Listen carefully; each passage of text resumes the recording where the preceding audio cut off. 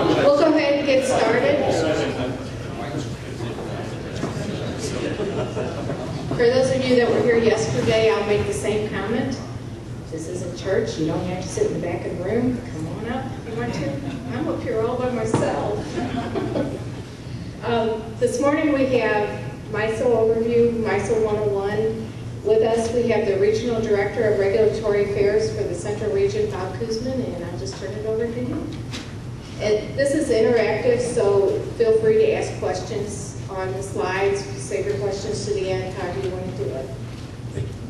Thank you. Can everybody hear me okay? Yep. Good deal.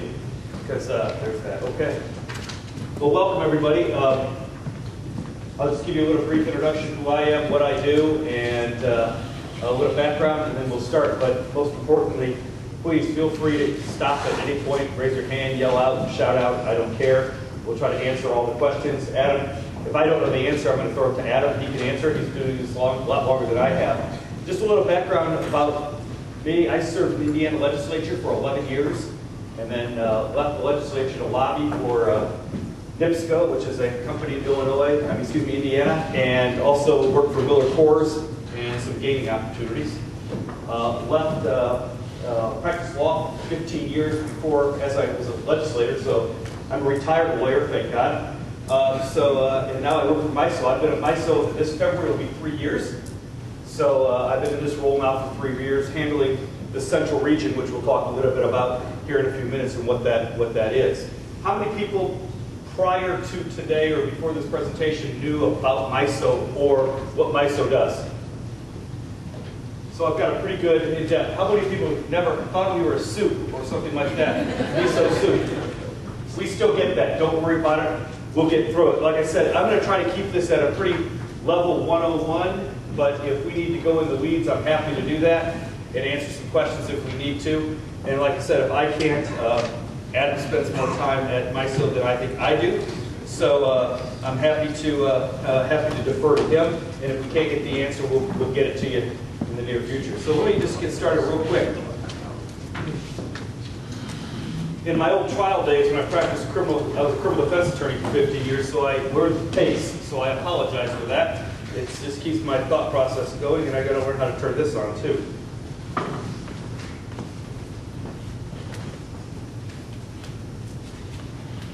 How many insulators is there today?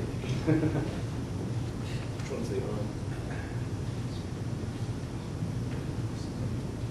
Okay, I'll walk you through the slides. So this is the first slide, and let's talk a little bit about it. I mentioned briefly, just one thing to remember, MISO is an independent, not-for-profit, and unbiased third-party grid operator. We're an RTO, Regional Transmission Organization. When I use the term throughout this presentation as grid, I'm referring to the high transmission lines that you see, like going across expressways and farm fields, not the distribution system that Ameren or KCP&L handle. We handle the big stuff. I guess the easiest way I always describe what MISO is we're the air traffic controllers of high transmission lines. It's a simple way. We have to learn at MISO your elevator speech. That's my elevator speech and what MISO does. Our goal at MISO is to ensure electricity is delivered reliable and at the lowest possible cost. So let's just talk a little bit about MISO. We make up roughly 15 states and part of Manitoba, Canada. Manitoba Hydro, we're reliability coordinator for that, and we divide the states up in the north, south, and central. And you can see the central region, which Missouri is in, is Indiana, Missouri, Kentucky, Illinois, Wisconsin, and Michigan. I'm responsible for those states from the governor's office through the commission and the legislature. So we handle that. We have the south made up and of the north. We run about 65,000 miles of transmission systems throughout our region. And you can see our installed generation and peak generation.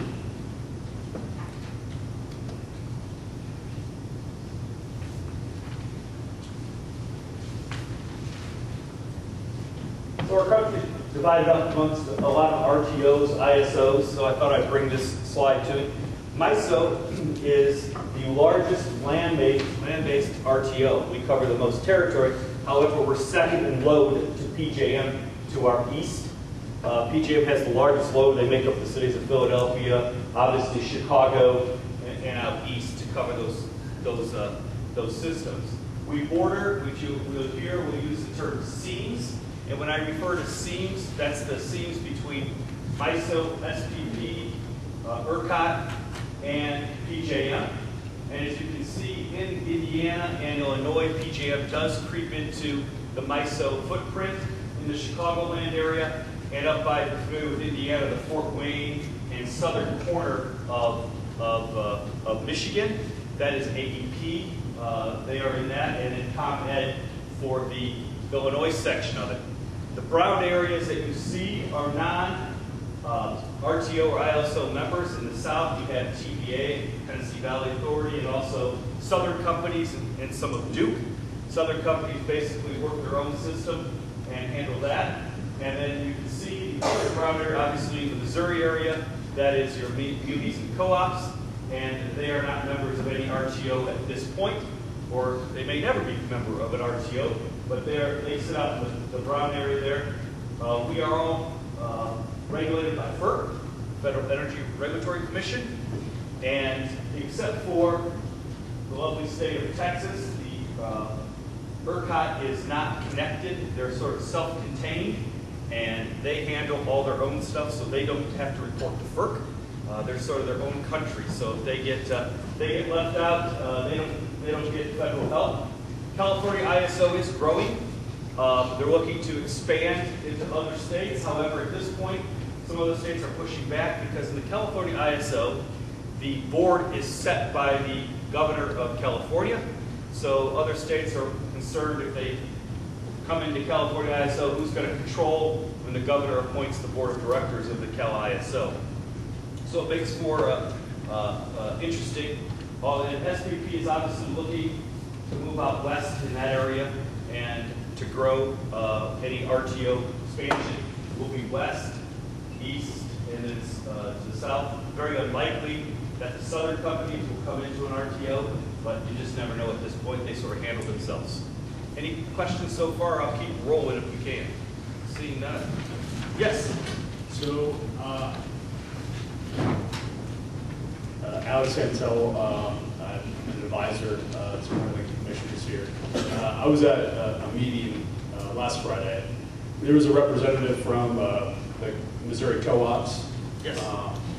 And he had a kind of some interesting comments about how both MISO and SPP were courting the Missouri co-ops into joining one of their RTOs. And I was wondering if maybe you could comment a little bit if there are any benefits from a state perspective, from Missouri's perspective, if those co-ops were to join either MISO or SPP.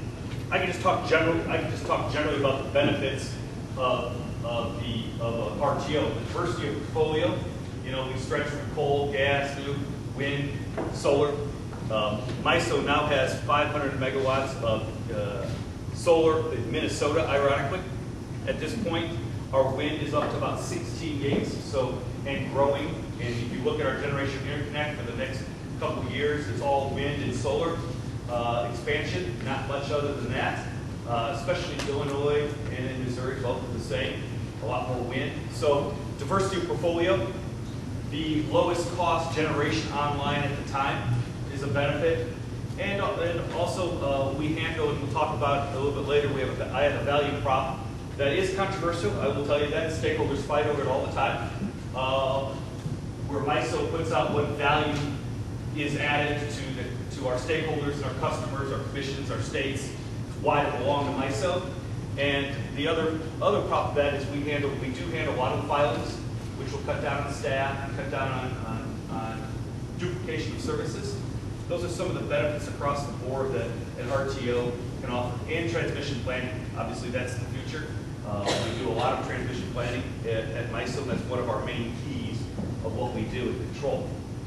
So I can't talk about if one is coming to the other or the other is coming at this point, but those are some of the benefits that the munis and co-ops can have if they join an RTO. Hopefully that answers your question. Any others? I need the steps, I don't mind walking. So just a little bit of background, sort of a large map. You can see the creation of MISO gaining experience with uncertainty while focus is expanding reliability to open access. We basically were created by FERC Order 888 back in the 90s. MISO became the first RTO to be formed and to expand. You can see then we moved into the energy markets, which we'll talk about in 2005, and ancillary markets in 2009. We did resource adequacy, value-based transmission planning, and our big acquisition was in 2013 when MISO South joined. That integration added about 18,000 miles of transmission, 50,000 megawatts of generation capacity, and another 30,000 megawatts of load into the MISO footprint. And every 5 years, and we're at that point right now, as you can see the map, the South has to reaffirm us being, Entergy being in MISO. So those are all being filed in each individual state and the city of Louisiana, because they're separate than anything else. That has to be filed in Louisiana and the city of Louisiana. It's its own government upon itself.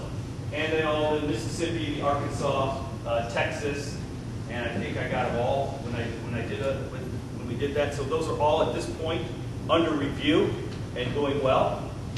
We shall see with the first hearing and make sure that they believe that they've received that benefit. As we talked about a little bit ago when you talked about communities and co-ops, Entergy is doing the same thing to the commissioners. It's Entergy's filing, it's not MISO's filing. Entergy's filing to show the benefits they've received and the customers' benefits they've received by being inside of a MISO and RTO, so the commission can review that. You have that somewhat similar process here with Ameren. I think they've been in, and that's been pushed back a little bit, but I think Ameren comes in and does review every certain years to show the benefit of them being in the MISO footprint. I think it's due next year or the year after that they come in and make that case for you. And then you can see we continue to look at, we have the CPP rule issue that was stayed obviously in 2015. And then we're now looking at the efficient environmental implementation as we had the workshop yesterday. All types of new types of resources, mainly wind in MISO, although solar is gaining popularity, especially after in Illinois last year when they passed the Future Energy Jobs Act, which encouraged not only the subsidy to some of the fuel-based nuke plants, but also encouraged development of new wind and industrial solar, and then a lot of rooftop solar also in community solar you're seeing, although that doesn't affect us directly on the load, but it does provide a problem with visibility and what is going on with the load as our operators in our control rooms see load go and come potentially as the behind the meter generation or other generation is put in place. So yesterday's workshop that was hosted is a good starting point. We talked about that yesterday. MISO tends to defer to states a lot more. I didn't talk about this, but in the MISO footprint, in the 15 states, 14 of them basically are vertically integrated, like Missouri. Illinois is our only full retail choice state. And then Michigan has the rule that 90% is vertically integrated, 10% is retail choice. The large manufacturers such as GM and Amway tend to get to the retail choice section where the homeowner basically is in the vertically integrated section of Michigan. So we tend to defer to states a lot in the way they handle things. We did that in Illinois, and we do that here. So it's important, Chairman Hall and this commission taking a look at how they're going to handle demand response, DER, all kinds of different battery storage is a big issue, and how we're going to handle all that in the future. So we let the states sort of dictate. We work with the states through the organizational MISO states to try to find out what's the best way to handle those resources. And as Melissa said yesterday, we're sort of fuel neutral. Whatever everybody wants to utilize is fine. And that's one benefit we'll talk a little bit about of a fuel diversity. The other thing I want to talk about is we also have offices. I'm from Carmel, That's our main office. We have a control center in Carmel. Everybody gets a chance to see it. It's a pretty impressive facility. It's about a half a football field long, 9-foot high ceiling with factors. It's big. We also have a control center that handles the north in Eagan, Minnesota. And we have a control center that handles the south in Little Rock, Arkansas. And we have a backup facility also in a small town called Sheridan, Indiana. All 4 facilities can handle the footprint if something would happen in Carmel. The north, we can divide it up very quickly between the north and the south, or all operations can be moved over to the Sheridan, or all operations can be moved to the north and the south. So we're backed up many times. It's funny people say that we are energy, but we're transforming into not only an energy facility, but also an IT facility. I say we're 50-50 with all the ITs and the cyber attacks and those kinds of facilities. So we're hiring a lot of IT, not only to handle making sure the grid is protected. So that's a little bit of history and background of MISO. Let me just comment, PJM, which is to our east, is totally opposite of MISO. They're basically, PJM is basically retail choice, and they have 1 or 2 states that are vertically integrated. That's why you see a little bit of PJM in Illinois, for the sole fact that it is a retail choice state. So it makes it very interesting for us to balance the vertically integrated states with the retail choice states, because there are different parameters that we have to work with to accomplish those goals. And STP is more along the lines of us, vertically integrated states. It's all It's all, thank you. It's all vertically integrated.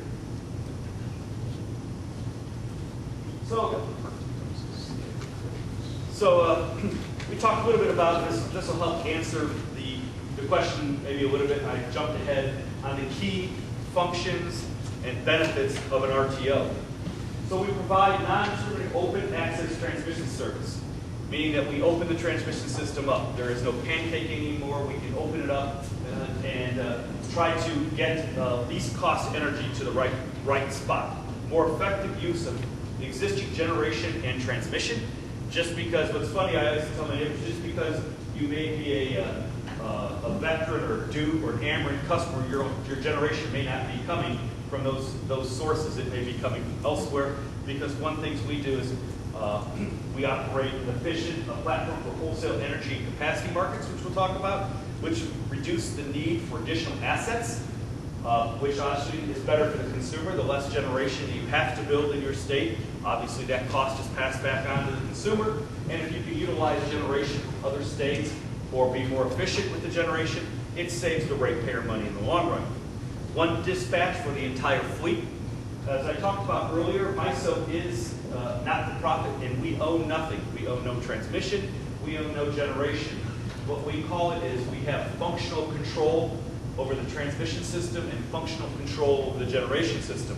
Generation by price signals, which we'll talk about in the wholesale market, the day ahead market, and transmission planning and utilizing our transmission system is one thing we do from one central fleet. We dispatch it from one area. Footprint diversity. You've seen a lot of coal retirements over the last couple of years. We saw a lot of that when MATS happened, and now we're seeing a little bit more of it as gas prices continue to decrease. The cost of gas is a lot cheaper, so people are looking to retire coal plants. Well, our footprint diversity has helped us do that, and we now have a lot of gas, coal, so if there's a shortage or a problem with something, and I think the best example that I can talk about, and Adam chime in in this area, is when the polar vortex happened. The polar vortex sat over MISO for a long time. Well, MISO was very heavy coal-based at that time. A lot of coal, and we had plenty of reserves, so we had plenty of energy to keep us going and plenty of capacity to match the load. Well, as it moved east towards PJM, they're sort of the opposite. They're natural gas. They're heavy in natural gas. So when everybody started cranking their home heat up, what happened was there wasn't as much natural gas to keep the generators running, and on top of it, some of those gas lines froze, so they couldn't get gas to the generator. So MISO, we do work with all our SEAMs, that's SPP and PJM PGM, and we can move power back and forth across the footprint to PGM, and we help them out. But one reason I point that out, it just shows the diversity of our fuel mix across our footprint will help out in those times of need when that happens. So that's just a good example of footprint diversity. And as we talked about, long-term transmission planning, resource adequacy constructs, single system enhanced reliability, rather than having ACP&L build their system, Ameren build their system. They don't talk. They each overbuild to have enough capacity plus a little reserve margin. It just costs consumers more money to do that when we can have one fluid system. So some of the benefits, and that goes to what we talked about earlier on the munis and co-ops. Yes? One of the other fuel or geographic diversity benefits MISO often talks about is wind diversity. If you have all of your wind farms in one spot, the wind's either blowing there or it's not. And if you have a lot of different wind farms throughout the footprint, it's likely that at least some of them are blowing at some point in time. So having that geographic diversity, MISO has said, is beneficial because at least some wind is blowing. It's not like all wind or no wind. So that's one of the other things MISO will historically say about footprint diversity. Correct. We have wind in Missouri, Iowa, and I think Iowa has said, and it's not one of my states, but Adam probably know this. I think Iowa said they want to go to 100% renewable at some point, and they keep talking about that. So that'll be very interesting to see how they get that accomplished. But we have a lot of wind in North Dakota, South Dakota, Missouri, and in Iowa. So it's not blowing somewhere.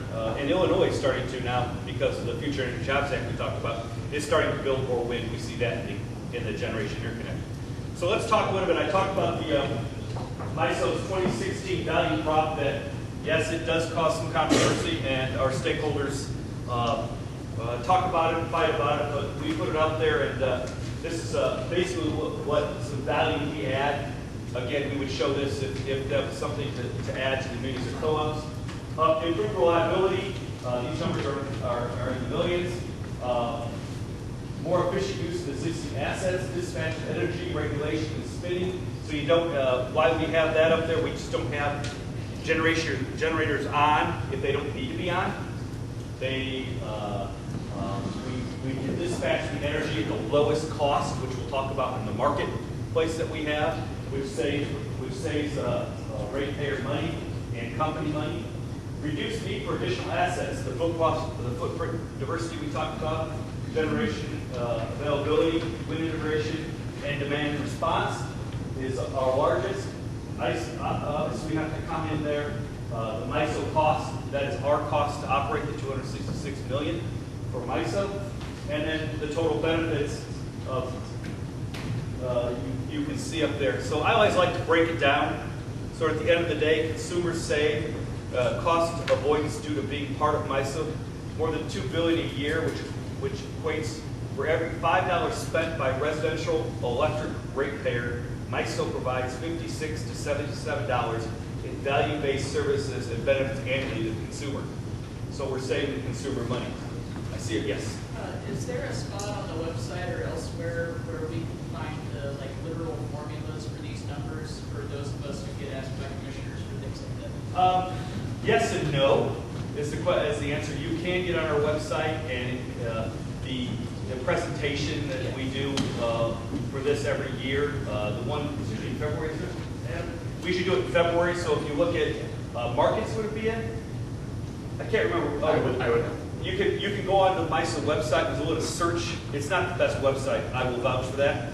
But if you go on there and put in the MISO this statement, you may be able to find it. If you can't, you want additional numbers, feel free to contact Adam. Feel free to contact me. I'm happy to provide you what we can provide you. Great, thank you. No problem. Yes. Sarah, just so you know, I would say the SLIC is very available, but you're probably going to struggle a little bit with the formulas. Yes.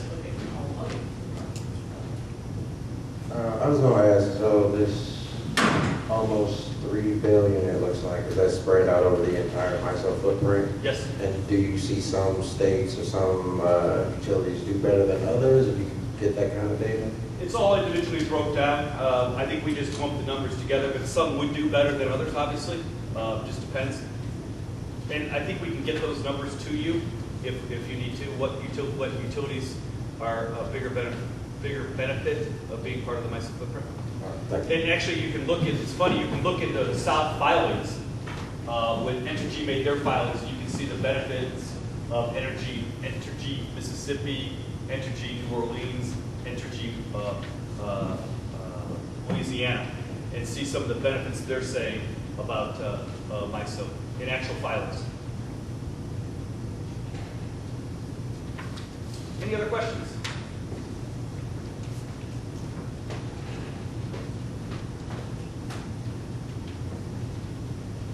So I just thought I'd bring this slide to talk about our CEO, John Baird, talks a lot about this slide. I won't talk as much as he does. But this is sort of our strategic objective, reflecting our response to the nation's changing energy landscape. We talked a little bit about retirement of coal. We try to look at our visions to be the most reliable, value-created RTO. And look at our strategic objectives, market and grid positioning, serve and grow our membership, provide independent thought leadership. We have over 500 stakeholder meetings a year at MISO, and remind you that the stakeholders are advisory only. They try to give us advice on our programs, or what we think we need to change in our tariff, or what we need to change in our business practice manuals, but we don't have to follow them. We do a lot, but they're advisory only. So we listen to them, but we also make our own independent thought leadership, and that talks about the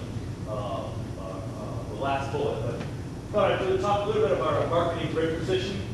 Portfolio evaluation, we talk a lot about that we're seeing the retirement of coal, we're seeing a lot more wind coming in, a lot more solar, a lot more demand response, and other types of ancillary services coming into MISO. So we're repositioning our markets, looking how we're going to have to handle that. That's why we're paying close attention to what states are doing on some of the demand response, aggregators and non-aggregators.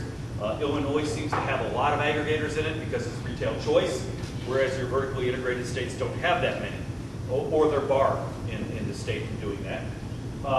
Strategic initiatives. Obviously, as we become more dependent on gas, we are now working, and our operators now can see, it's not regulated, but what kind of we can do with our electric gas coordination. We have moved our markets to become closer to the bidding deadlines, to the gas deadlines, so that the generators have a better price signals on what they should bid in for their day-ahead markets and their prices, which we'll talk a little bit about here. So there's a lot more gas electric coordination. Our operators in our operation room can see the gas and where it's flowing and what it's going. We can't control it, but at least we can look at it. So if we have a problem, or we know we see a problem, we have that coordination going on, because we are becoming more dependent on gas. You know, we have I want to say, we call it Pac-Man. Everybody's familiar with Pac-Man, the orange. And orange is coal. So when we have our tours, you can see on the wall what our fuel mix is. And it used to look like a big Pac-Man coming. And natural gas, nuke, and wind was in there. Now it's really about half orange. So our fuel mix each day is pretty much 50% coal. And the rest of the footprint is breaks in the other 50%, which is nukes, or wind, or hydro. So we seal in gas. We see a lot of that changing. So we're working to figure out how to coordinate that. Seams optimization, that's working with SPP and working with PJM to try to come up with ways to make sure that the electricity can flow across our seams fairly at a good price. We work better, to be honest with you. We work better just because they've been around a while with PJM. We're starting to work a lot better with SPP, but we have a ways to go in that. We have a lot more joint agreements with PJM than we do SPP, but things are changing there. And next month, we're going to have a little bit of lesson learned on transmission and how we can work better together with our seams in SPP. Yes? Does any of that, I guess, does the issue with SPP have anything to do with the market structure, with them not having a capacity market, or is it something else? A lot of it has to do with just the way the markets work, yes. And a lot of it we fight, I don't want to use the word fight, we have disputes on transmission, on planning side of things, because each of us run different models. So trying to get those models put together to fit, to see there's value. You know, you're going to spend $3 million or $5 million, you better get a benefit or return over the long run. And we're working through those, and that's what we're going to start talking about in December. We had 5 interregional projects that we worked very closely with SPP on trying to solve some congestion areas, and none of those 5 projects worked out. So we're going to go back and look to see how we can do better modeling to make sure if there is a problem, first there has to be a problem identified, and see if we can solve those problems either through joint agreements or through transmission planning. Grid technology advancement, we talked a little bit about that and the new grid, and infrastructure development. Obviously, serving our membership, you know, MISO North and Central have been in MISO for a long time, trying to get the South to serve the existing members of the South. They're coming in and learning about markets. They've never had a market before. They've never done this type of transmission planning, so we're trying to grow and serve that. And obviously, look at strategic membership expansion. Always looking to have new stakeholders come in. Remember, being a member of MISO is voluntary. You do not have to be a member of MISO. So people can leave if they want. There are exit fees that are attached with leaving, but you can join or leave at any point if you feel the need to do that. We're also looking at people aligning employees' skills and capabilities to our strategic objectives. We're just not hiring people to fill spots. We're hiring people to look at and see what they're best accomplished to do. And we move people around at MISO a lot. Adam talked about that people tend to move at MISO. We tend to rotate responsibilities so you can get a full, vast picture of what MISO does. For somebody that's been there for only 3 years, joined MISO thinking that all we do is watch big magnets spin and send power out, it's a lot more complicated than that when you deal with transmission planning, resource adequacy, and everything that we deal with at MISO and that you deal with here at the Commission, seeing IRPs and all those kind of fun things. So it's been a heck of a learning experience. So I just wanted to touch base. That sort of our strategic objectives and that we have. Governance. How are we governed? I'll move through this really quick. FERC, our Federal Energy Regulatory Commission, sets the regulatory landscape. Obviously, that's changing now with the new administration. We now have a quorum. We lasted, what, I think 8 months without a quorum at FERC, and or 6 months, and now we have a quorum, and there are 2 more that will be joining here as soon as the President signs their paperwork. That may have happened this week or last week. So what we have is the advisory committee, and we'll talk a little bit about the advisory committee in a little bit. We have the board of directors and MISO management, and NERC gets involved, the North American Electric Reliability Corporation, sort of compliance. So the compliance arm of FERC, and we have NERC standards in our building. We have NERC standards for operation, and they control sort of the rules of how we operate and that. FERC is where we file our tariffs with to make sure that we're doing everything correctly. Our board of directors' responsibilities are pretty limited. Our board of directors establishes board corporate policy and a strategic plan. They don't really tell us what they do, but they give us sort of a strategic outlook of what they'd like to see from MISO. They authorize various transactions. They ratify the budget. And I think the most important thing our board of directors do is approve MISO's transmission expansion plans, the MTEP plans that we have every year, the 18-month process that we work through to see our transmission planning system. And they do that each year. They'll do that here. The plan should be approved. Next week is December. First week of December is board week, December 5th, 6th, and 7th, I think, in Carmel. So they will look at this year's MTEP plan, and which we'll touch about at the end of the presentation, to improve our transmission systems. And they also review our CEOs, This is just a quick picture of our board, and I always like to keep this, especially when they come to Carmel, that I don't say anything inappropriately when they're in the building. So that's the way MISO's being handled or being directed. So I keep this on my desk to make sure that I recognize people as they come to our building. Probably do the same thing when you get new commissioners, right? Just make sure you know who they are. So this is our board of directors and our CEO.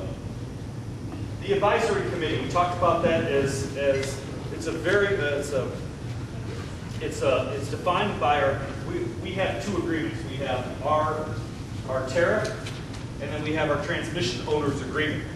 That's made up to in the transmission owners agreement. It provides a forum for stakeholders to provide information and advice on policy matters to the board of directors and MISO.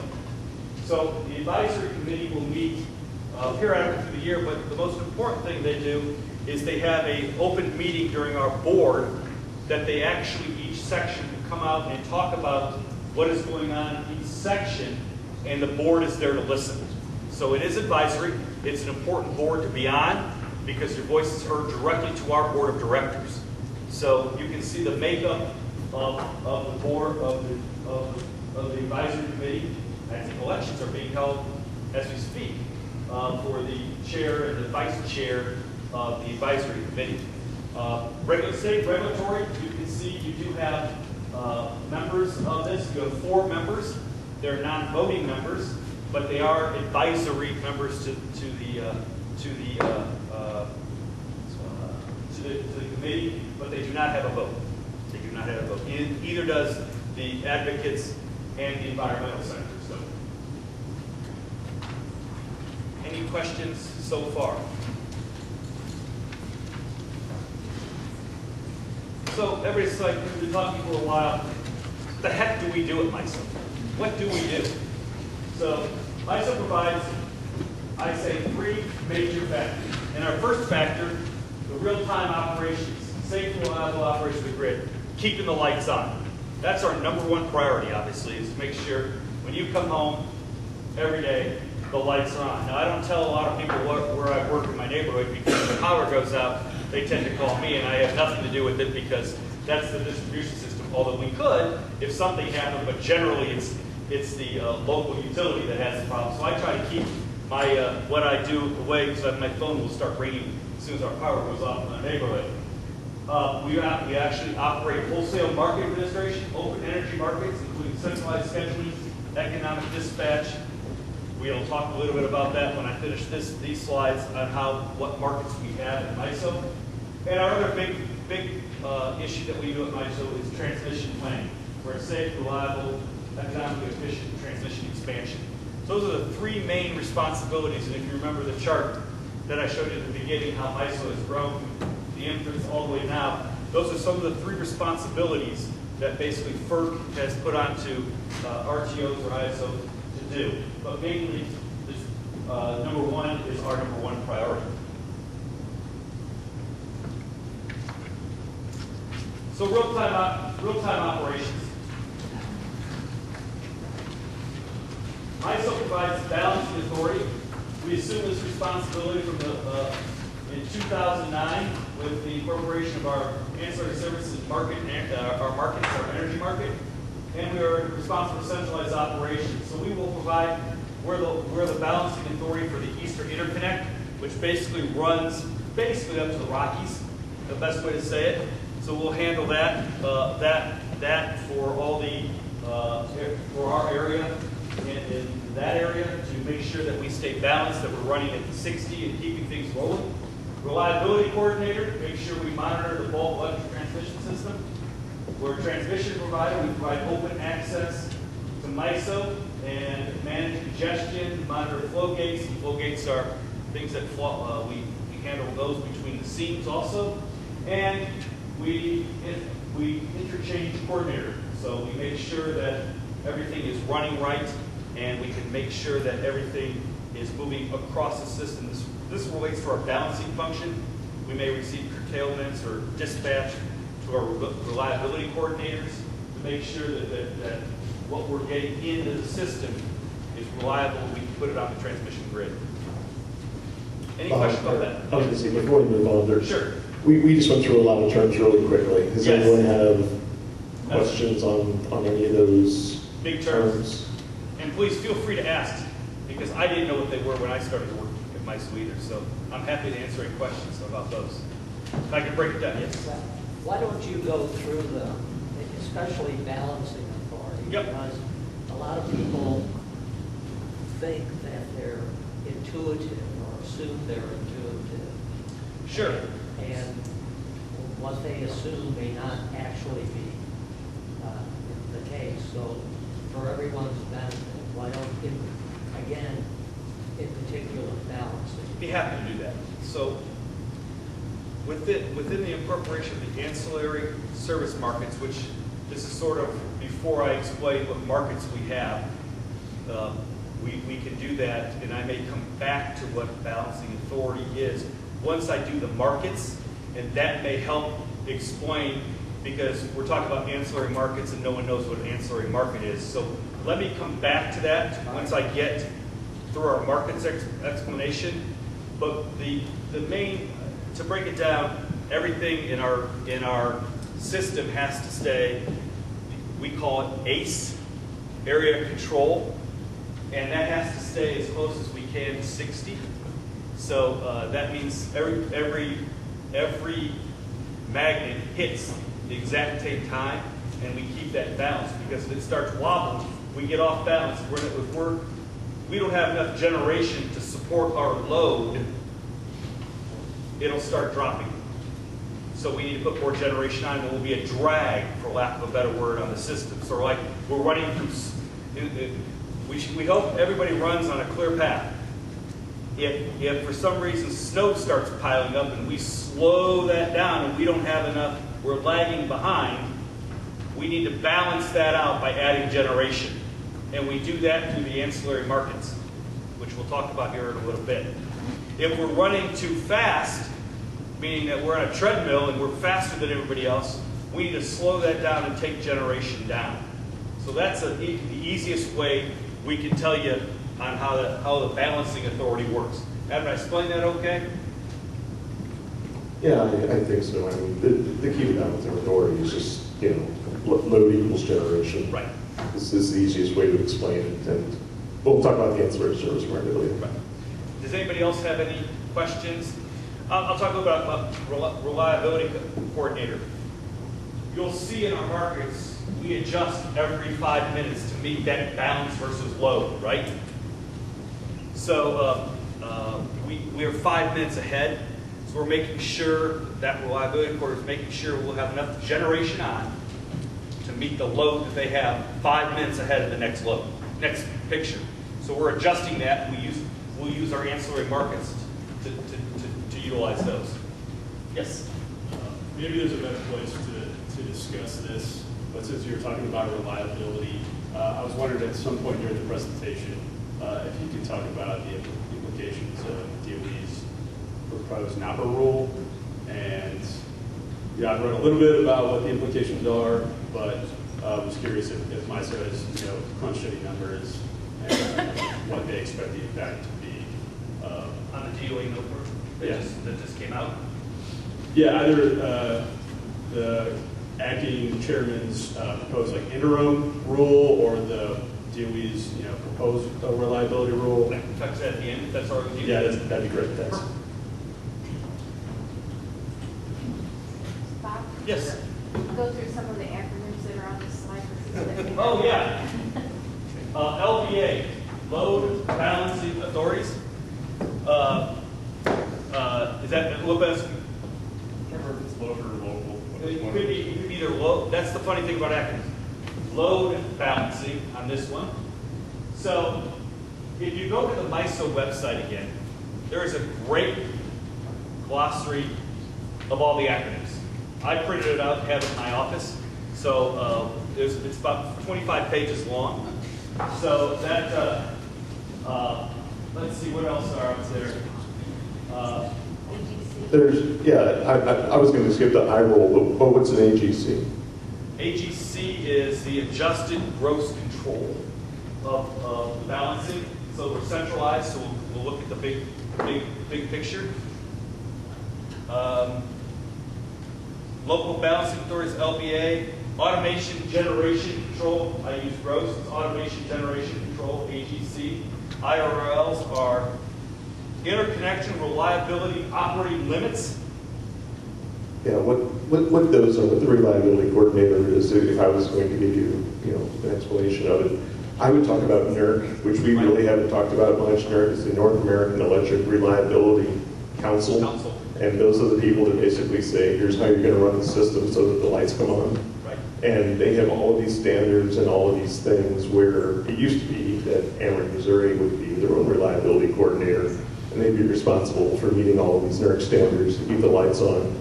So one of the things you do when you join an RTO is you can have a larger, well, actually, they never were their own reliability coordinator. There was always a regional coordinator. But basically, MISO takes this job now, and, you know, if somebody screws up and you have to pay a fine to NERC, then, you know, MISO has to collect money, and then you get to play the fun, exciting game of, do you collect it for the person who screwed up, or do you collect it from everybody? And we talked about, remember, right. And so I always look at, I talk about FERC and NERC by comparing it to the Alcohol Tobacco Commission in Indiana, because I used to do a lot of work there. You have the commission, and then you have the ATC officers that are out setting the standards. NERC is sort of that. They set the standards, they tell us how we have to operate, they train our operators, we have all the compliance issues there, they sort of tell us how we operate. And one thing, and we talked about that on the value prop, is we have taken that authority away by joining an RTO. We handle all that, so it's more centralized, more efficient, and less costly to the ratepayer or the companies that they have. So that's one thing we do. And I think that's all the acronyms. OATT is the, let me look at that, make sure I'm right. Is that the Open access. open access transmission? Yes. Yeah, it's the open access transmission tariff, and you know how we work a lot on, you know, Ameren, Missouri's tariff, just for example. MISO files its tariff with FERC. Right. And, you know, one of the other benefits that MISO will talk about is, you know, if Ameren, Missouri needed to file with FERC by themselves and maintain their own tariff, you know, that's problematic and costly and everything else. So that's one of the benefits MISO will claim is, you know, we have a centralized group of people who file the tariff, and therefore each utility doesn't have to have their own tariff. Right. Then at the bottom, we can talk about BAs or balancing authorities. TSPs are transmission service providers, and LSCs are load serving entities.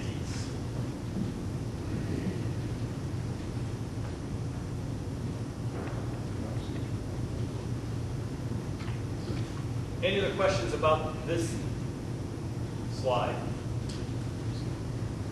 Yeah? Good. So let's just talk about one other thing that we're starting to see more of this. Emergency operations.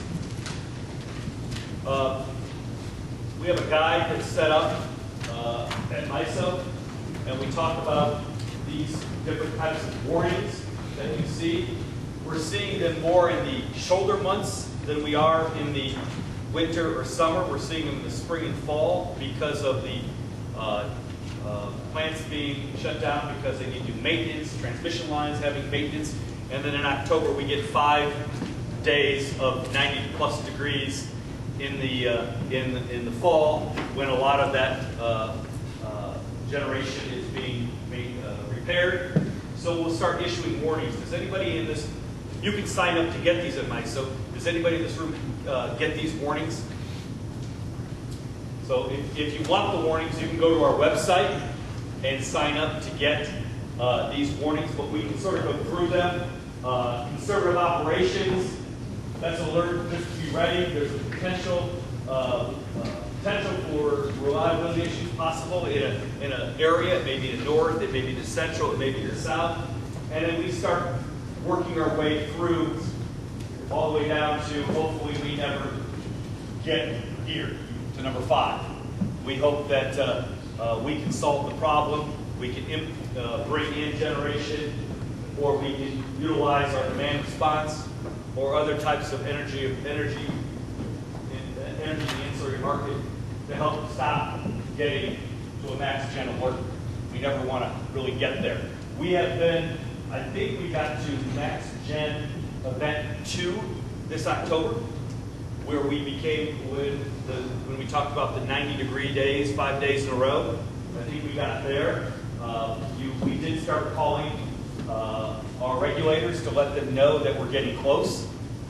We got past it. That's one of my jobs. I don't like that job because generally we're going to let the governor's office know what is going to happen. We've seen more of it in Michigan just because they're sort of an island up there. There's really no transmission systems to get a lot of electricity into Michigan, and they are looking to expand some generation in that area. But these are just the typical emergency operations that we go through. It's a manual that we follow, but that's how we notify everybody of what's going on to make sure that we're all on the same page. And like I said, you can sign up. I know Adam, I know Walt is on it, and I think Chairman Hall gets the notifications if we start having problems. So let's talk about wholesale markets. So this one will come back to answer the questions. I'm going to skip ahead. I always like to go, I don't know why I don't put it up front, but I put it at the end. Let's talk about all our overview of our markets, and then I'll go back and talk about them individually. So we have 5 different types of markets. If you look at this one, let's take the first one. The resource adequacy. Capacity. Has nothing to do with energy, it deals with capacity. That is our year-ahead forward planning reserves, called our capacity auction. It's run in March and or April, sorry. It sets out to assure there's capacity exists to produce energy and ancillary products. It's an annual auction. Ours is a 1 year compared to PJM, which is a 3-year forward market. Really, you can say it's a 1 year ahead market. It really is not. It doesn't really set a year ahead of planning. It's only a few weeks because it kicks in on June 1st on the auction. But because we are heavily we're all vertically integrated states, we defer basically to the states to do their IRP planning, so that they're making sure their states have enough resources online to cover their capacity, their load of their states. So that's why our capacity markets are a little different than PJM's, because we defer basically to the states on resource adequacy to make sure there's going to be enough capacity to serve the load plus a reserve margin. MISO sets the reserve margins. States can change the reserve margins if they would like to, but mostly they stick with the MISO reserve margin at this point. That is our capacity auction that we handle each year.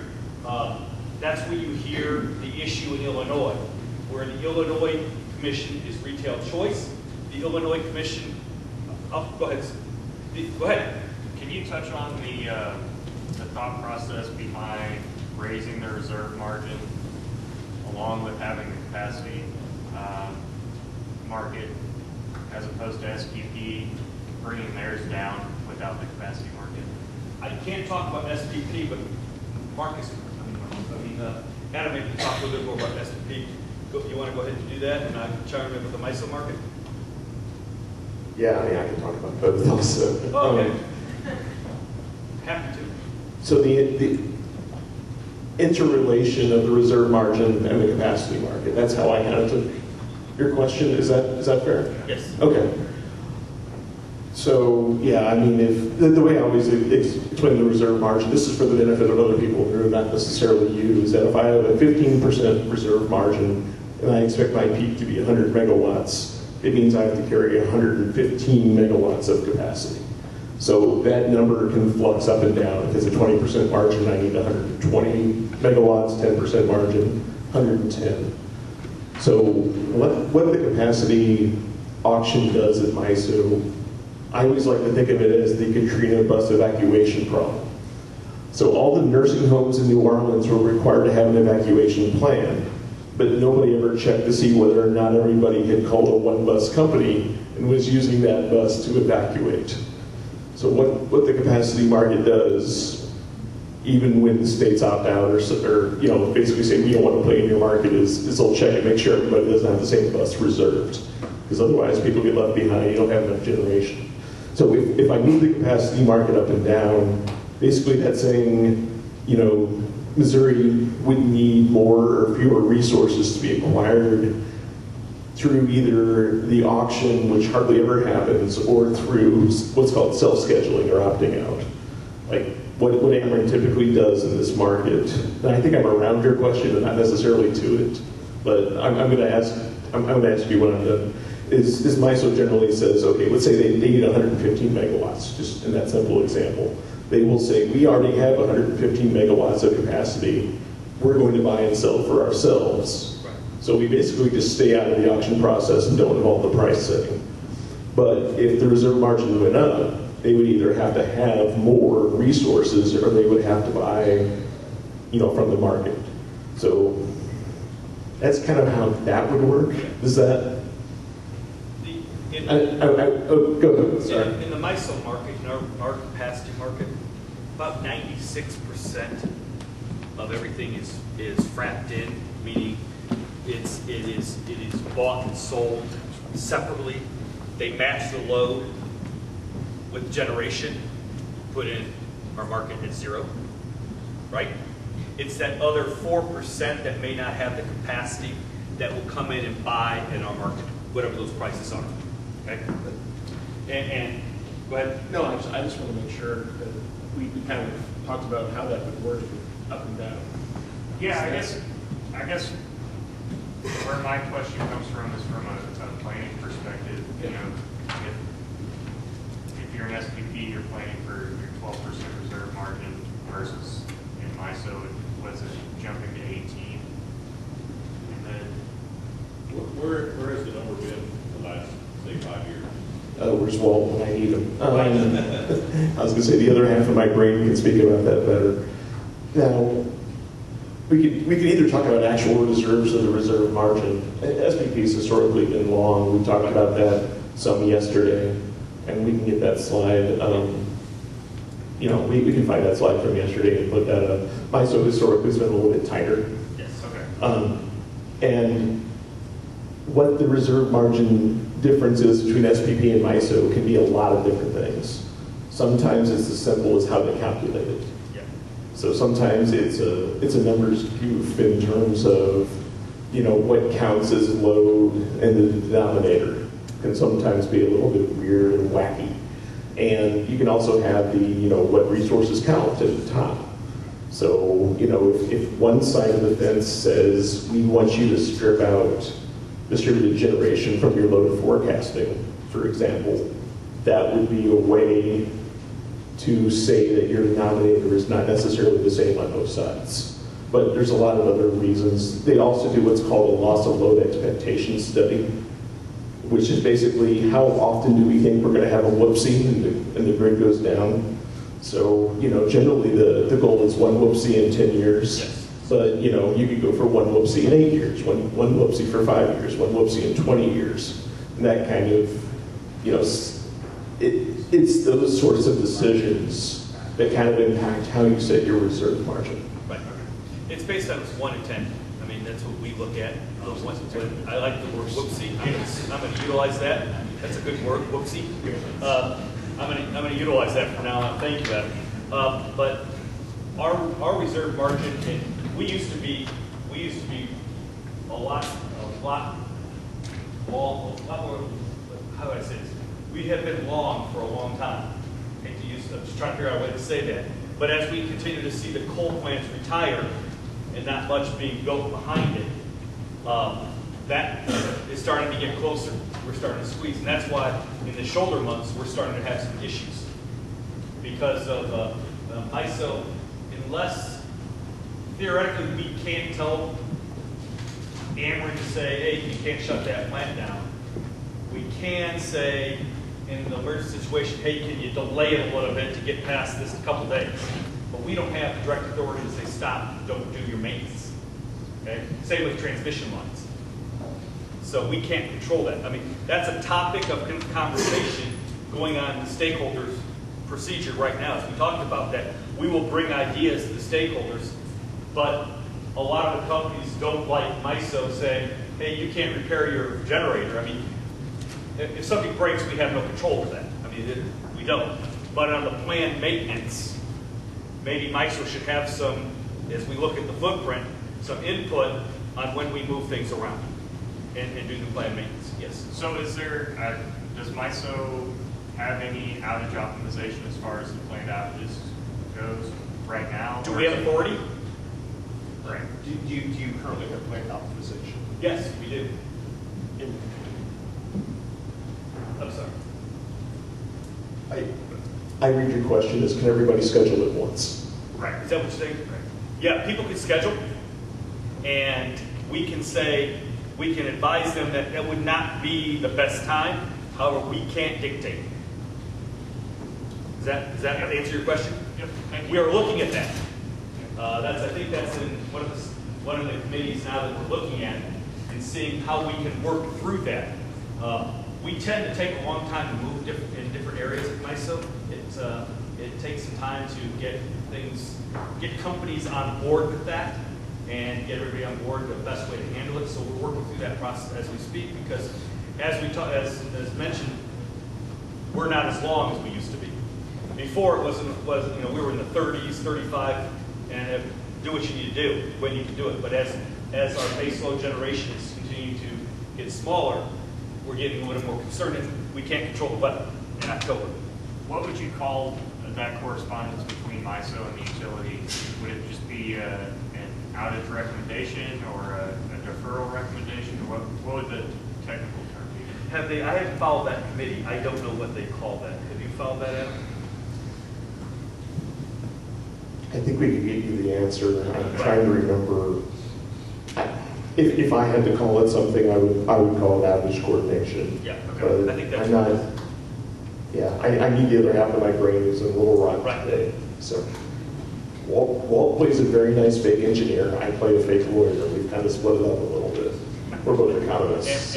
And I try to handle both of them, which is a really big task, I might add. So that talks a little bit about our annual capacity auction. And basically what all capacity is to say that, yes, everybody, we have enough capacity to meet our maximum load, plus a reserve margin. And the best way, everybody says, how do you decide to talk about reserve margin, or we call it a cushion. And the best way I can explain this is that you go to a Meijer parking lot or a Walmart parking lot, and in a day in the middle of June, there's plenty of parking spots. Parking lots 50% filled, 60% filled, the most. But come this Friday, it's filled to the max, right? And probably more. So that extra parking spots they have in June or July is their reserve margin for when they need it at their peak time in December and starting in early November. Although that's changing with online purchases, but that's the best example I can use what our cushion or reserve margin is as it continues to fill. They're using their reserve margin. That's why they build the big parking lots. That's the best way I can describe, or the easiest way I can describe the extra reserve margin capacity. So the next market, and I'm not going to spend too much time on this one because this one we can bring Zach Zundy in and he can explain this all day. Is the FTR market, and basically that's a hedge to get electricity from point A to point B in the cost. So you can hedge in this market saying it's going to cost $6, you're going to bet it's $6, and if it's going to be 10, you pay the 6 because you hedged it, and you can preserve your transmission rights through this system and this allocation. And I'm thinking that it's much more complicated than I can explain.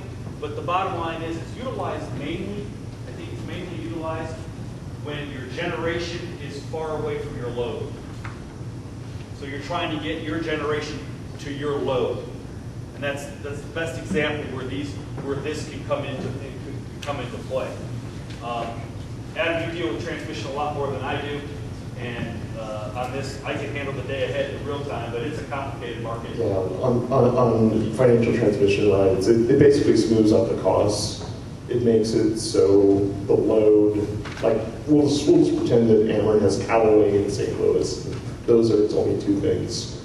So if the price, as Bob was saying, if the price at Callaway was $10 and the price of St. Louis was $15, St. Louis would be able to buy a financial product to only pay $10. So what you're doing is essentially you're getting some certainty in how you're going to pay for electricity. You're basically saying, I would like to pay as if Callaway was in St. Louis, is the idea. It's a graduate level thesis. If anyone needs to learn about it a little bit more, we'd be more than glad to maybe set up some training and talk about it. Absolutely. But just think of it as a hedge.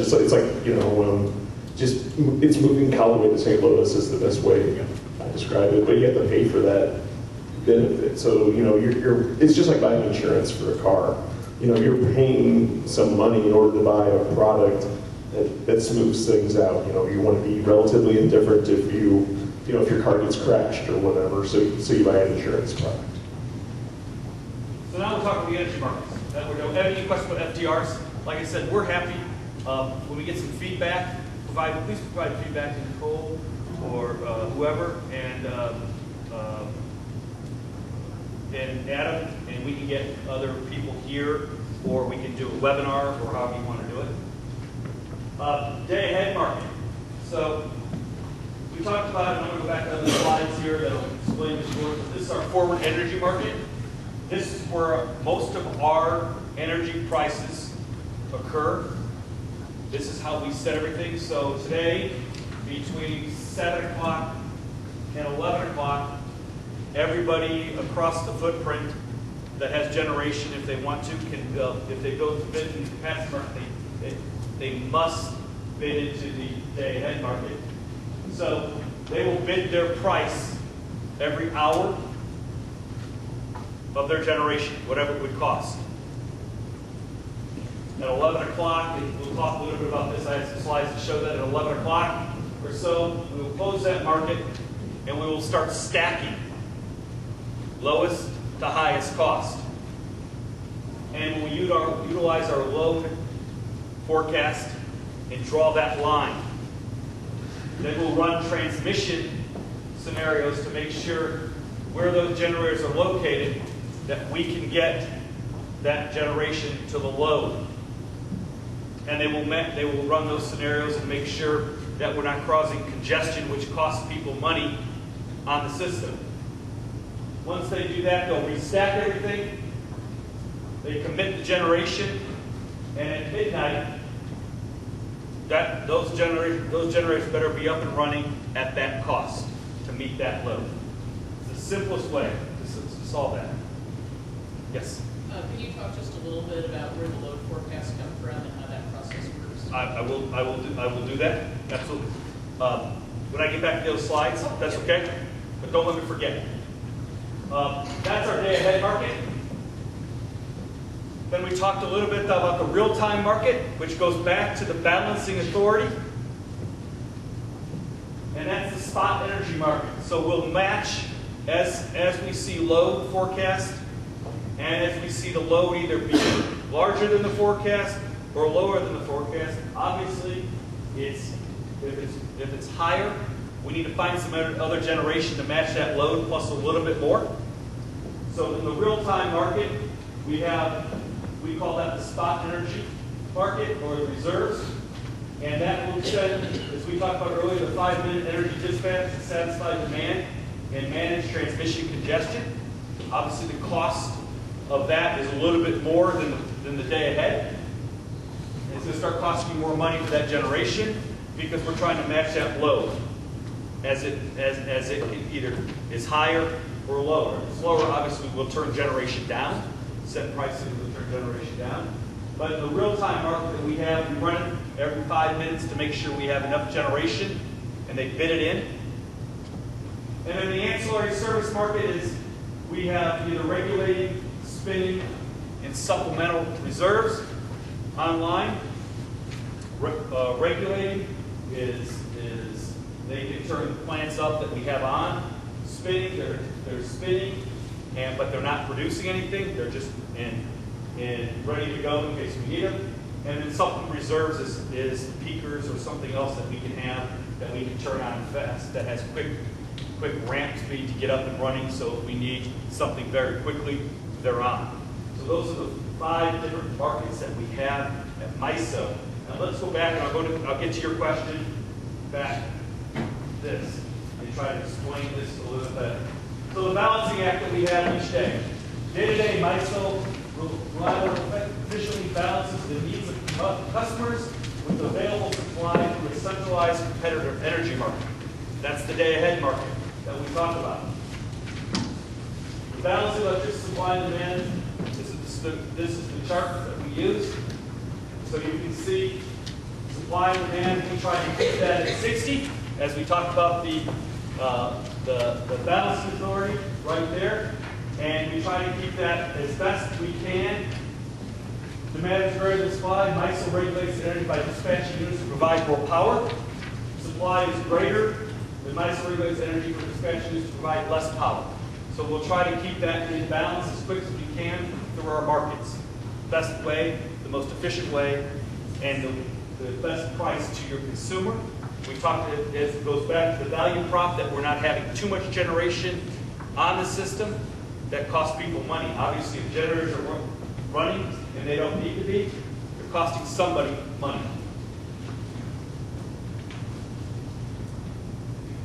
Offers to supply from generators come in. We look at the least cost. Utilities seek to dispatch their system at the least cost. This obviously applies to vertically integrated utilities as well as organized markets. And what goes into the generator's bid? Fuel, variable O&M, and emissions costs. They will bid all those in to our market to show what they want to every hour. What's O&M? I'm sorry? O&M is Operation and maintenance, yes. Sorry, forgot. I'm used to, yes. Can you touch, I didn't see it in the slides, can you touch just a little bit on LP pricing and what that means? Oh, our locational marginal pricing? Yeah, in context with setting price and how utilities, how energy prices actually set. The energy prices are set in the day-ahead market, and then we'll look at prices locationally. If you go to, we can pull this up here a little bit if we can. I'll find it. You keep talking. Okay, we're going to we'll pull up real time right now. We can show the LMP market right now. It's a little delayed because it can't be live because our traders would get what the actual prices are rather than bidding them in. But this is about a 5-minute delay, and we can I'll come back to your answer once you can pull that up. That way, one way we control what we're going to is locational marginal pricing. One way we control congestion on the grid is through price signals. Remember, we talked about we don't own anything. We send price signals to the generators. Obviously, if we send a higher price signal to the generators, they're going to like that. They're going to be up and running. You send lower price signals to a generator, and you're going to start losing money. What's that generator going to do? It's going to get turned down because they're not going to want to get those prices. The biggest problem we have right now with coal and gas, everything, is that wind coming in can actually bid at minus $34 and still make money because of the production tax credits. They get paid to run. So if the price and the location is minus dollars, that coal plant and that nuke plant has to keep going because they're a must-run facility because you can't turn them up. You can turn them up. Nukes, you can't move much, but once they're running, it costs too much to shut down and ramp them back up. So they're actually getting negative prices sometimes. You can see that. So here's our, I refer to this as our LMP, the locational marginal pricing map. This is, it'll change every few minutes. It said that this is the price of energy about 5 to 10 minutes ago in the MISO footprint. So you can see up north where the wind is, you can see wind coming in. That price is $0 to $6 right now up north because the wind is coming in. But you can see the different shades as it continues to come in. There's some congestion. See how it gets darker here up in the Minnesota area, that means there's some congestion. That's the wind trying to get in, the cheap wind trying to get into the MISO footprint at a low cost. So those are, and also here, there is a, you can see the purple is even minus, it's really low. Here coming in, this must be a lot of wind coming in on Missouri. You can see that purple. That's really low. That's minus $10 to whatever number it is. So you can see the negative pricing is coming into MISO. So the energy costs are very low in that area. The rest of the footprint is anywhere between $20 to $34 energy cost. Does that help you answer the question? We'll manage congestion. How will we manage congestion? We'll send price signals higher on one side and lower on the other to try to get that congestion through the transmission system to relieve that congestion. If this stays up long enough, you may see, depending on how fast they can move, that congestion go away. After you pull the load, is there the other one in there too? Yeah. The points that you have here, that's basically a node or a price node. Correct. And so each price, the LP is actually comprised of three different elements. It's got the energy price, congestion price, and Correct. cost. And Correct. therefore, even though the energy may be settled throughout the footprint all the same, Right. the other two components is actually what Drives the price. Yes. LP prices. So That's that's correct. why you may see different pricing in different zones. And I think that's just important to throw out. That is. That we understand what that is. Because although you may be getting $6 wind, Southern Illinois may not be seeing $6 price. They may be seeing $8. $8, $10 prices. Yeah. Right. And That's correct. the reason is because of Congestion. And that's one thing that our operators try to do. Obviously, congestion costs ratepayers money. So we try to lower that. We try to make sure that we relieve that congestion as fast as we can. So, and we do that through either turning the generation down or turning it up someplace else to relieve that congestion. Because congestion is not good. That's how it works with the FTRs and that market. That's how they work together. But you can see, is this load forecast? Yeah, it's the current one. This is our current load forecast for the day. So you can see that we try to keep real close to it. Our load forecasting, we have, how do we do our forecasting? We have a large, one section of our facility is independent and auditor, I guess for lack of a better word. State estimator is the word I'm looking for. And they will estimate the load going forward based on past days, weather, all those things. We do not have, unlike PJM, we do not have an actual weatherman or weather lady on premise. But the men and women that work at MISO in the forecast side will take all the information they gather, plus what the LSCs, the load serving entities, will submit, and take that and try to predict what the load is going to be for the next day. We have a whole group that does that. We have the largest state estimator in the country that handles that. Our wind forecasts actually are done by a German company. So we get our wind forecasts from Germany on what type of wind we're going to have coming into the system the next day. And we utilize data from years past to come up with our load forecast. That help you answer your question? The interesting factor, you can see that we're very close to matching the actual load versus the forecasted load. We're pretty close to where it's going to be. So as that happens, the day-ahead market's working and the real-time market is working also, but not as much as it normally would be if we missed that forecast. Interesting, our operators, I always do this on a tour.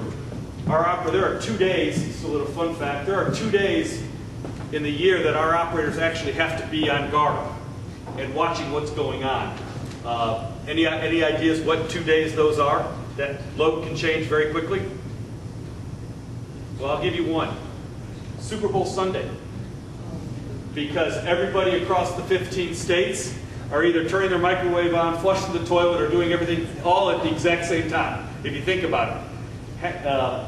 Katy Perry holds the record for the load during the Super Bowl for the halftime show.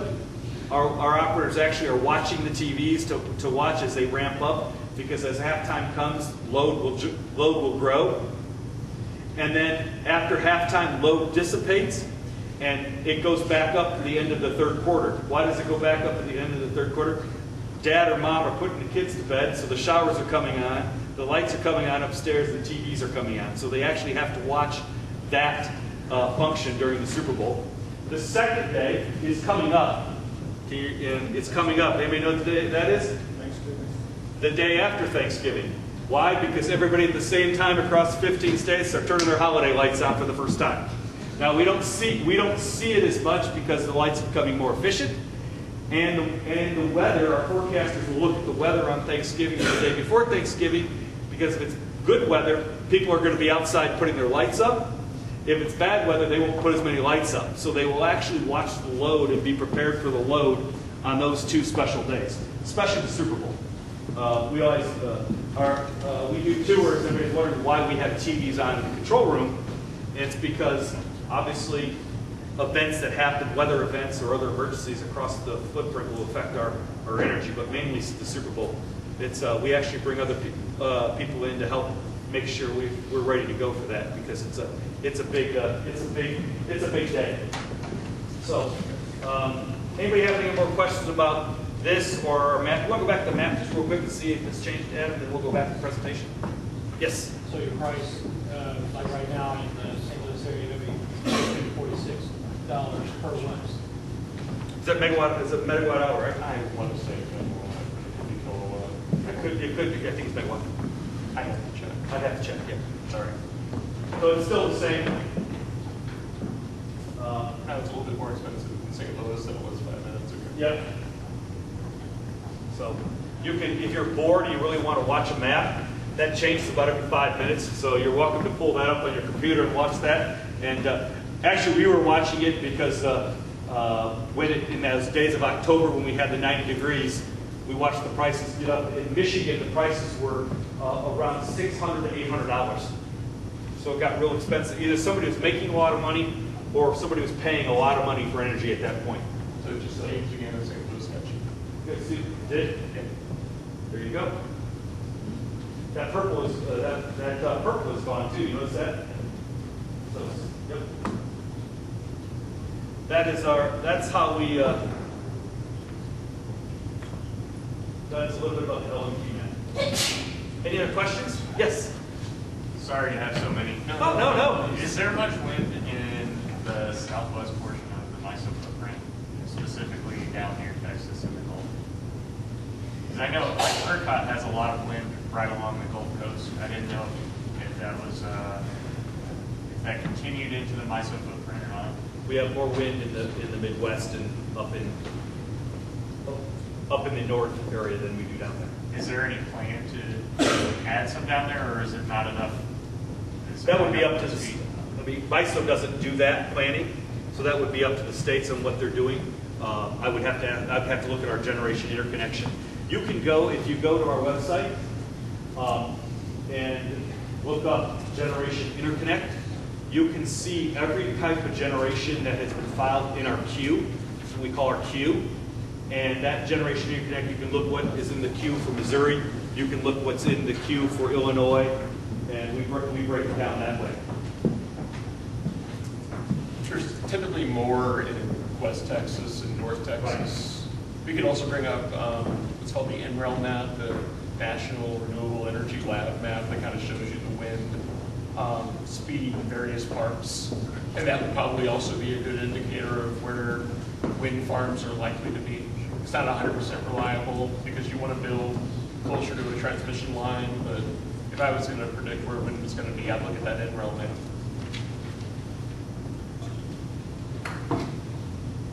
If you pull it up, if you look at the interconnection queue, you can see what is in our queue. And just because it's in the queue doesn't mean it's going to be built. So you need to follow that through, because a lot of companies will put in the queue just to to reserve a spot, a holding spot, and it costs money, a lot of money, as you move through the queue. So we're trying to reform that to become more efficient and more effective, because when a company puts something in the queue, we have to run models of how that's going to impact the transmission system, because we're putting energy onto the system. So every time somebody comes out of it, we've got to redo that model again, because if that's not going to inject 400 megawatts here, that's going to change everything else. So when you say more efficient, you mean? If you're going to move, you're going to start paying quicker. Okay. You can see that part of Texas down there doesn't have as good of wind as kind of like North Texas. So it's probably less likely you're going to get a wind farm down there. Like, that's about as good as Springfield Mound. So probably not in the MISO area. There'll be some in ERCOT, but probably not as much in the Texas area of MISO, just predicting by the wind speed. The reason that I asked is I read an article about the Gulf wind and the fact that it was kind of a special case in that it blew more often, but not quite as fast as. Yeah, it's so weird because the higher your wind turbine gets, generally the less wind. It's more likely you're going to get wind higher than lower. So like right now, almost all the wind turbines are at 80 meters. If you move them up to 100, we can run the 80 meter map as well. But you're right, there are some spots down here in the Gulf that do seem to have some spots. We just have to double check and see if that's in ERCOT or in MISO. Most of our wind development's coming out of the Iowa area. And what's that? Yeah, look purple over there. Yep. That's where you can see in the MISO footprint, you can see where it's coming north. Although also concerned about coal up there, because there's a lot of coal fire up there too.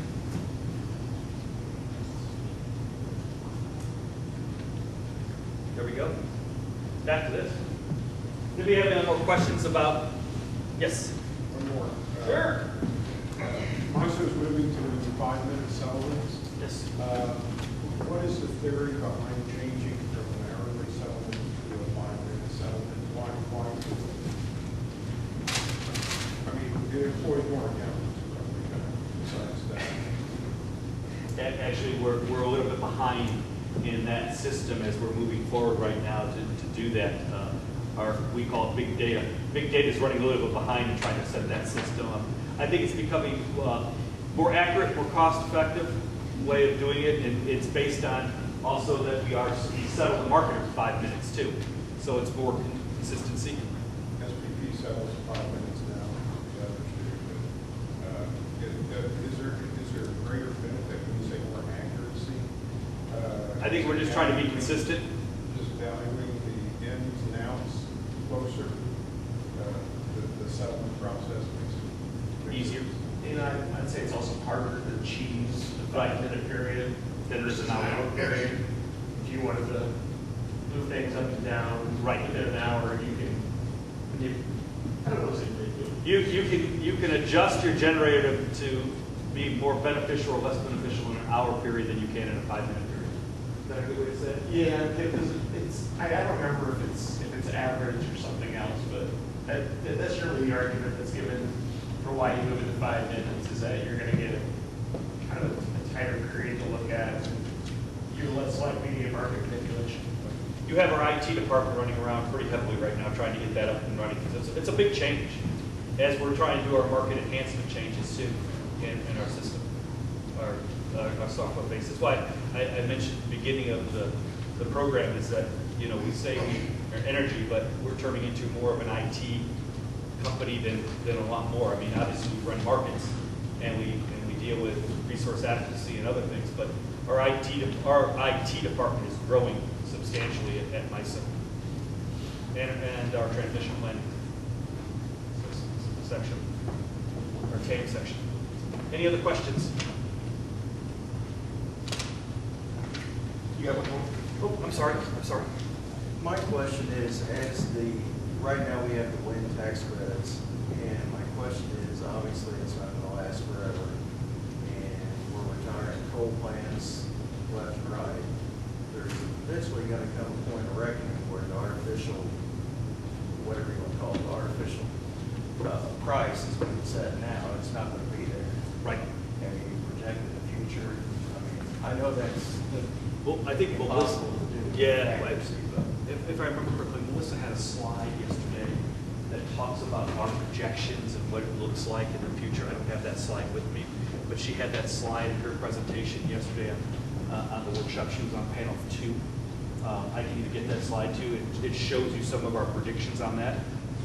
It's going to happen, but once it still doesn't cost much once those facilities are up, and they can still bid in pretty low cost compared to, I mean, a coal plant or a gas plant. So the production tax credit will go away. You may lose the negative 34 numbers, but you're still going to have pretty low cost once those facilities are up and running.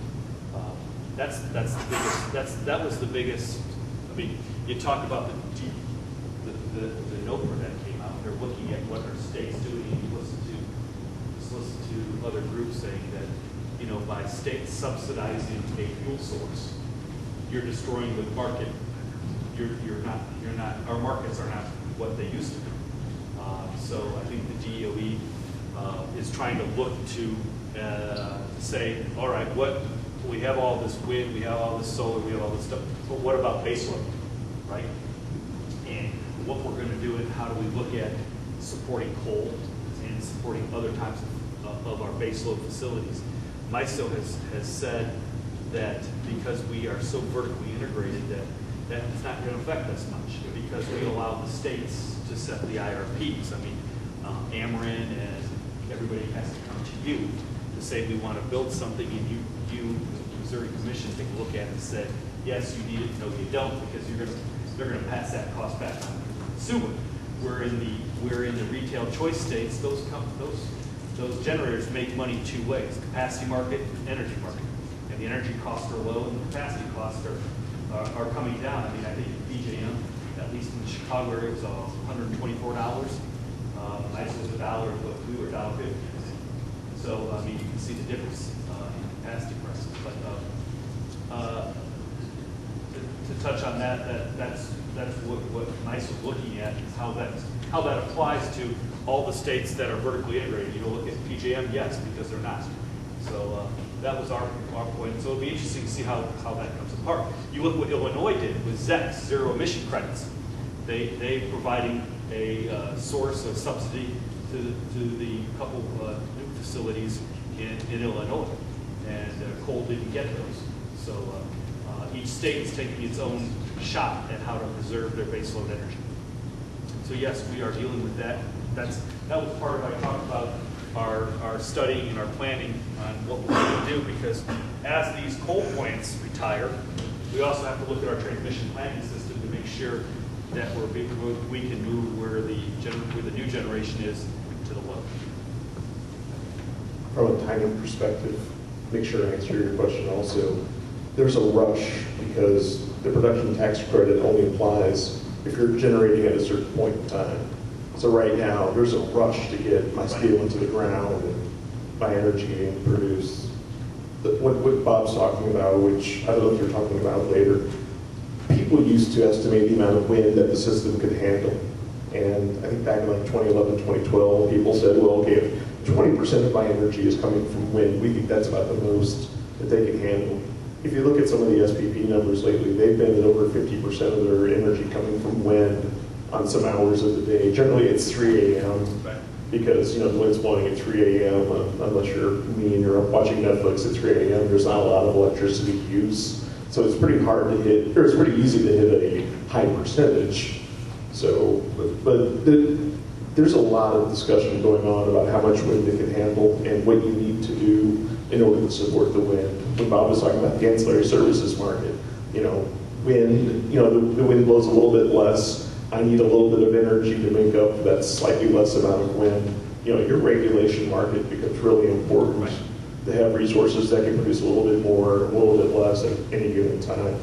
So it's very difficult, and MISO and SPP and the other RTOs are working on it. You know, when they do their long-term projections, a lot of them like to think the energy's going east, and then the people in the east say, we don't want your wind. Right. So that's always fun. Yeah, it makes it interesting for operators to balance that, because of all the all the predictions of wind and stuff. I thought we were at the MISO website. You can also pull up our generation mix at any time. So wind sometimes runs about 12%, depending on the day, in our footprint. It just depends on what the winds, how it's blowing out west for us. Illinois also in the FEJA Act, the Future Energy Jobs Act, also built in some subsidies to build more wind and create some jobs in Illinois, along with a lot of solar, some industrial solar and some community solar facilities are getting built. But as I said before, the only utility scale solar that we have is 500 megawatts. It's in Minnesota. So as of right now in the MISO footprint, you fly into, if anybody's ever flown into the Indianapolis International Airport, you see all the solar farms around the airports, and that's all behind the meter. That's all not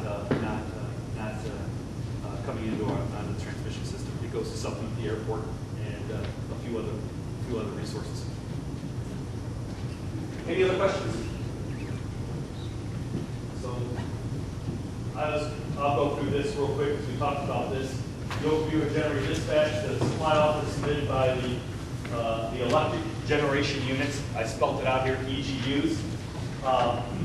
Availability affects the amount of supply offered to meet demand. You can see we aggregate the load, we schedule the generators, and units dispatched in real time by MISO.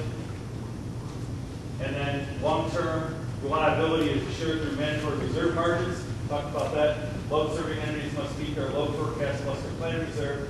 This can be done by own resources, controlled resources, or the PRA auction, our capacity auction. This is our zones. I thought I'd put this up there because we do a survey, which we can talk about here in a few minutes. But this is our resource adequacy zones. It's broken down. It looks like basically by states. Generally, there are some overlapping of states. If you look at Missouri, if you look at Wisconsin, it's in zone 2 and in zone 1. And people ask, well, why is Upper Peninsula in zone 2 rather than not zone 7? Because most of the transmission, practically all of the transmission from Wisconsin is fed into the Upper Peninsula. That's an issue that Michigan is looking at. They like to consider it being one Michigan, so they're looking to figure out how they can get transmission from Michigan to the UP rather than depending on Wisconsin. And that's a big fight between the Wisconsin Commission and the Michigan Commission. So they'll continue to look at that, study if they can actually get cheaper transmission coming in from Canada in that area. So there's studies out there doing that now. Missouri is in zone 5. And at one point there was a talk about combining, and I'm sure I'll send Adam to jump out of his seat. There was one time we were considering combining zone 4 and zone 5. That didn't happen, so Missouri is zone 5. We look at this every year. We do what is called, we talk about the OMS, the Organization of MISO States. Chairman Hall is your representative on OMS, and Adam serves on a lot of the working groups, mainly on the transmission side of things on OMS. But we do every year a survey that comes out to look at where we are across the footprint in resource adequacy. And MISO has, last year's OMS survey said that we're good for capacity through 2022 in a lot of areas. So we're in good shape. It did show, I like to address this because it's definitely not this commission's responsibility, but it did show, and there was a lot of footprints in the MISO OMS survey that Missouri was short. Well, that was because a group that's not regulated by this group or commissioners put in their load, but they didn't show where they matched their generation. So it shows that actually if Missouri was short, it was not. You're fine, but I just like to bring that up. And that survey is being worked on and changed. And one thing we added last year in the survey, as we talked about the generation interconnection system, we included into the survey some numbers that are into the generation, that are utilized in the generation interconnection, so it shows what will be coming online. I think 35% was the number that we finally agreed upon, and that was put into the survey. We're working on features now on how to make that survey better. To give a good indication, again, we don't do the resource adequacy. We're trying to provide a tool to the commission and the commission staff and what across the footprint that resource adequacy looks like. Because again, MISO defers to the states on resource adequacy, except for Illinois, whose commission has no authority on resource adequacy at all. And that tends to be the problem in Illinois at this point on long-term resource adequacy planning, because there is no planning. Market drives that. MISO tried to file what we refer to as competitive retail choice to allow a 3-year forward market to send better price signals into Illinois. FERC rejected that, about a 3-page opinion saying we should have a bifurcated market within the MISO footprint. So we are now working with the state to come up with a long-term resource adequacy for Illinois, because that is our only choice state. Just a little bit of background of what's going on around you. Any other questions? And I'll move into, I'll briefly take care of transmission planning.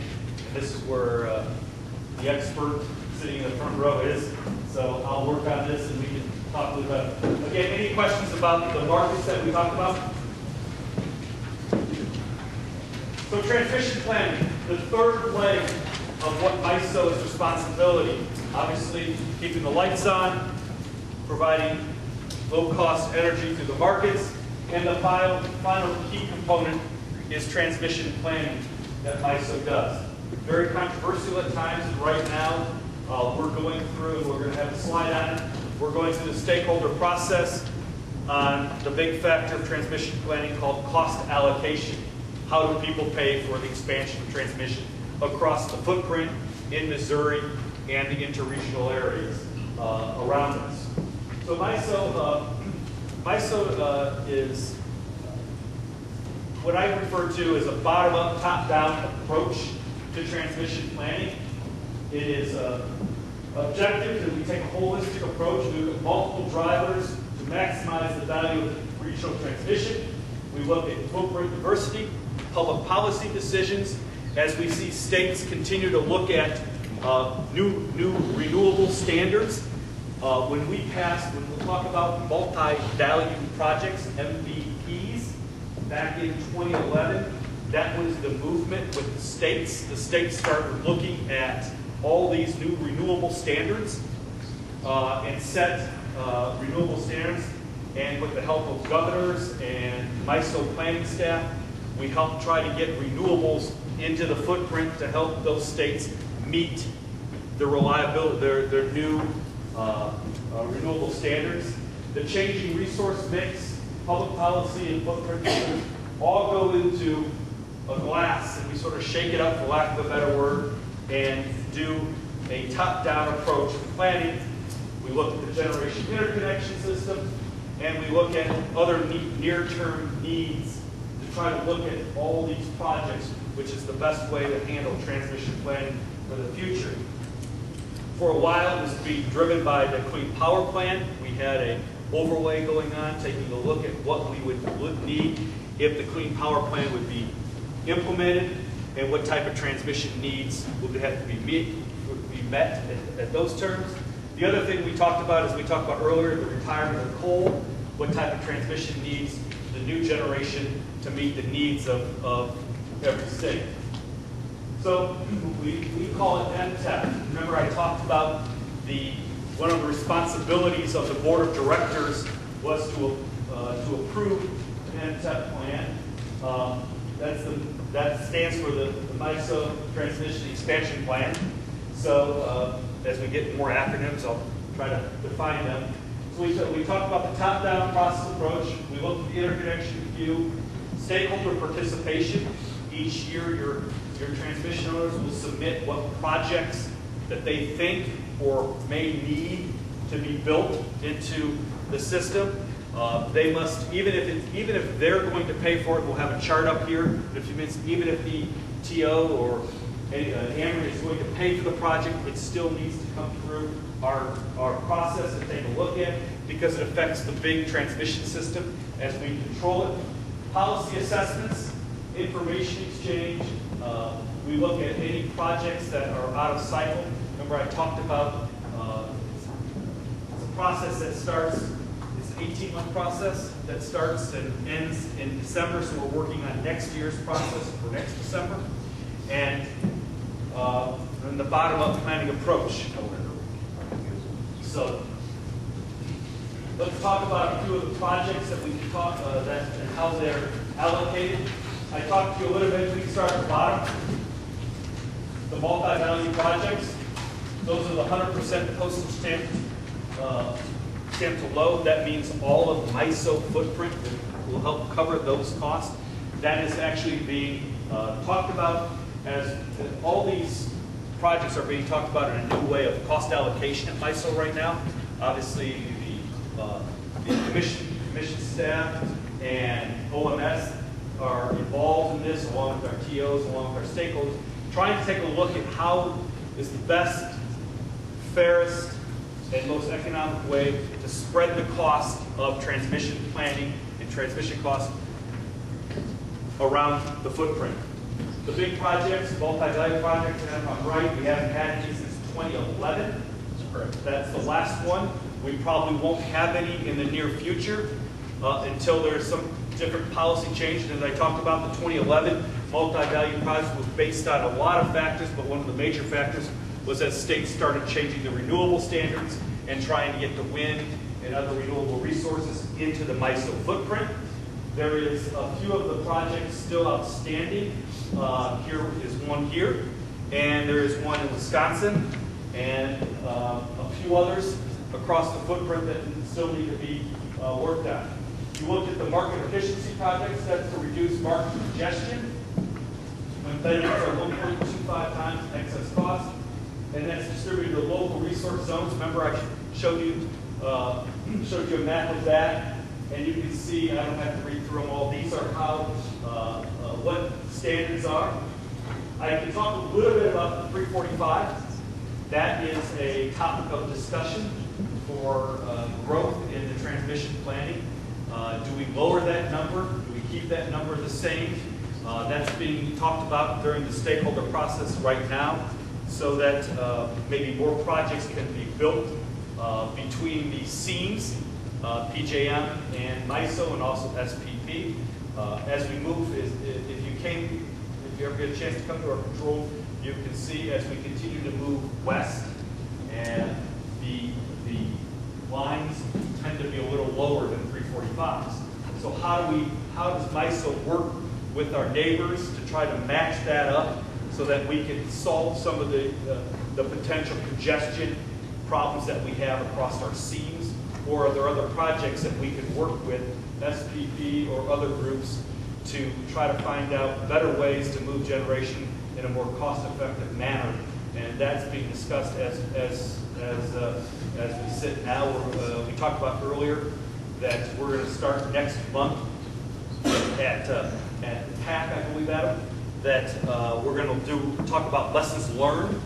SPP and MISO will be having a presentation on talking about the 5 interregional projects we looked at last year, what we learned, what can we change in our modeling, what can we make adjustments for, so if there are interregional projects that we can work and try to solve some of those problems. That's the types of projects and cost allocations. Keep tuned, because these are potential changes or no potential changes coming in the next year or so. But this is a very hot topic that is going on at MISO. Probably the #1 hot topic at MISO at this point is how we're going to cost allocate some of these bigger projects across our footprint. Any questions so far on that? Adam, you want to say? I saw his look. Well, I always want to talk. That's my problem. If I was taking notes on the side of my sheet, next to baseline reliability project, I would write have to have, because that's not one of those that's optional. You know, if we don't build that project, you know, we're either going to get dinged by NERC and you're going to have to pay a penalty, or, you know, the lights are going to flicker, rolling brownouts, whatever. Next to market efficiency project and multi-value project, I'd probably write nice to have. So if we're talking about things that, you know, that we have to do versus things that, you know, we can do, generally the economic projects, they're built for economic reasons. You know, it's nice to have, you know, less congestion on the system, but if there's some congestion on the system, the lights are probably going to stay on, the prices just might not be as cheap. So that's generally what I would do. We could talk for years about this process, and if anyone has any questions about, you know, things, you know, more than happy to answer. But generally, the way we treat this from Missouri is we want to make sure that our needs get addressed, and we want to make sure we don't pay for things we don't benefit from. That's generally our mantra. And we try to referee between each state. So I think the nice thing about it, I think OMS is working together, all the state regulators working together and try to figure out what's the best approach to take. MISO has a plan, the transmission owners have a plan, and in the next couple months, maybe a year, we'll try to come up with a better way to allocate costs across the footprint. But as Adam said, the two bottom projects, they're nice to have. I just don't know if there'll be any in the near future at this point. It takes to get a multi-value project built, it takes a lot of effort just because of the cost of it. Yes? If the cost allocation is changed in the next year, will the projects that are in process right now be grandfathered, or will they be changing allocation midstream? I think that's a good question, and I'm not sure how we're going to answer that yet. I don't think they've answered that yet. We're talking about. It's not retroactive. It's not. What it's at when you get approved. Approved is where. Is what it's at. So if a market efficiency project was built in 2015, things changed in 2020, it's still going to be the old allocation. So anything that's the 2011 projects that are been approved will be at the old, what has been approved.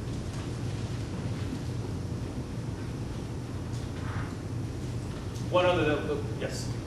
You said you were going to come back to the NPR issue. I'm sorry?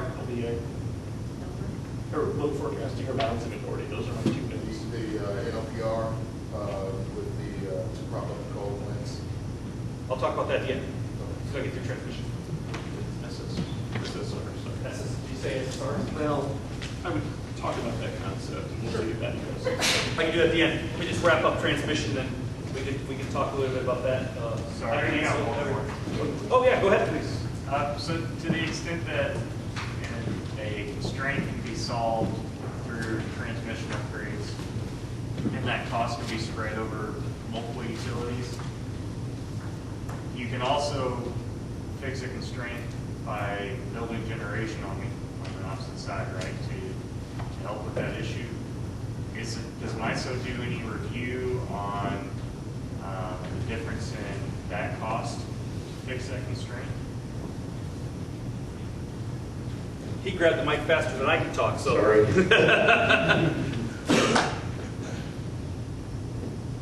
Do you want to address I worded my question very No. It's a really good very question. good question. I'm just trying to talk about it from a reliability versus an economic standpoint. Right. So let's say it's a reliability issue, and like if this congestion continues, something's going to trip, lights are going to go down, people are going to be unhappy. MISO doesn't have the ability to order generation to be built.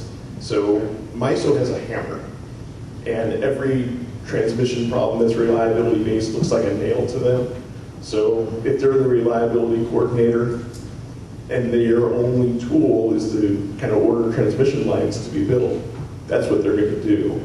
If you're asking whether or not the local utility looks at the options they have about, I don't know, employing more demand response or building a plant or something like that, that would be something in the bottom-up discussion that Bob was talking about where they generally roll up needs.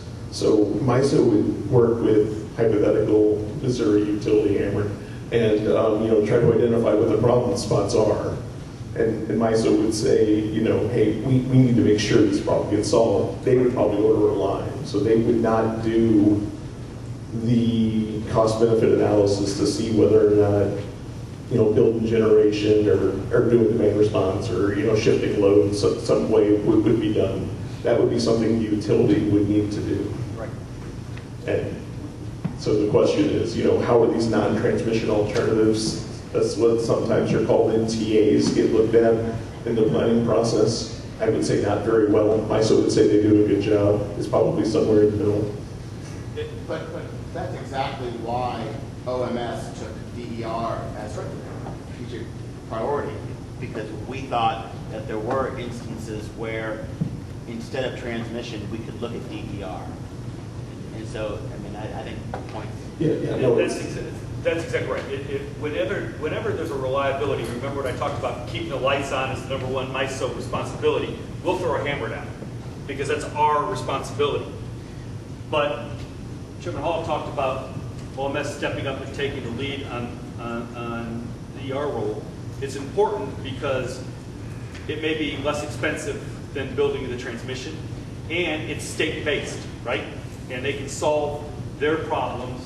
Missouri can solve some of the problems, and Indiana, as we talked about the Indiana model and how they do it, we rely on the states to help us on that side of things because we need state involvement because we don't have that hammer that says you need to do this, except on the reliability side. But if there's generation that needs to be built or other forms of sources for economic reasons, we'll defer that. We will defer that, except for the reliability to make sure that the lights stay on. We'll use that. We'll use that hammer and say, you will build. The other thing that we didn't really talk about is like a transmission operating guide. I'm not an engineer.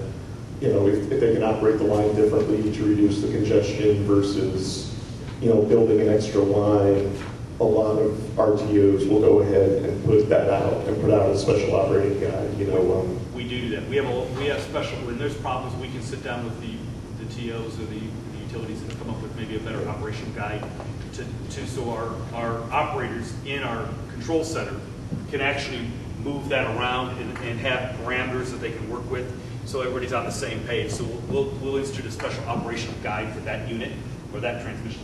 Yeah, and like for example, there was a project in southwest Minnesota, northeast Nebraska that was looked at, and the transmission owner, if you ever hear somebody say TO, they mean transmission owner, basically said that they were going to operate the line open instead of building this extra project.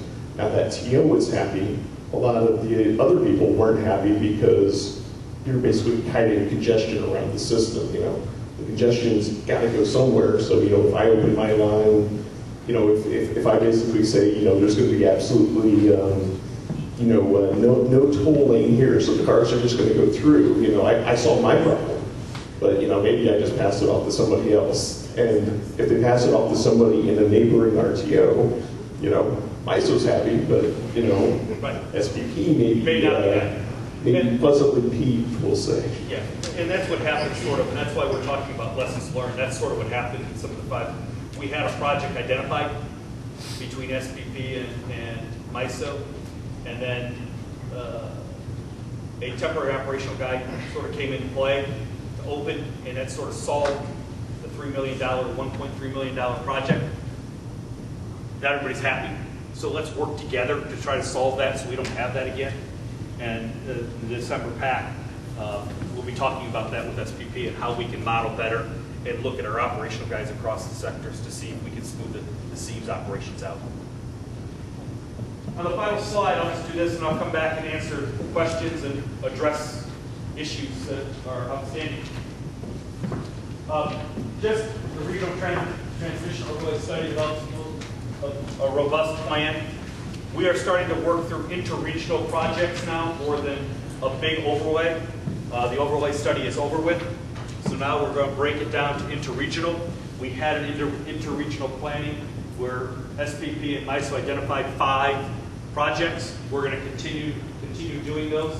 We're going to take a look at the existing fleet, policy regulations, and as we talked about, the accelerated alternative technology, the what is happening in the states, try to look at different overlays to see what type of long-term roadmaps we need to build, any type of transmission we need to look at, and we'll look at the regional transmission and put all that together to see on what types of projects we need to go forward.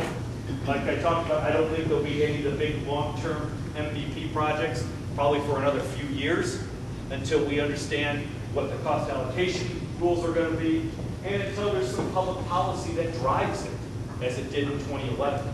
I think you'll see some more of the reliability projects and maybe some economic projects across the footprint. But right now, we're taking all this data in and trying to break it down on regional projects rather than looking at the big picture and how we can solve some of the congestion issues between SPP and PJM.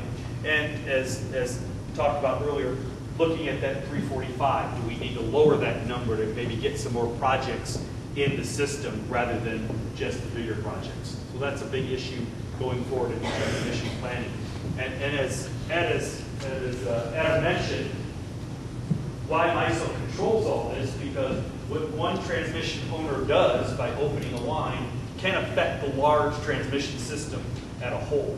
So as we continue to see more wind, more solar in our generation interconnection queue, a lot in Illinois, there's some here in Missouri, we'll have to redo our whole transmission system based on, or what additions we need for our transmission system based on the new sources of fuel as we continue to see coal sort of step aside and gas and wind and other forms of energy come into play.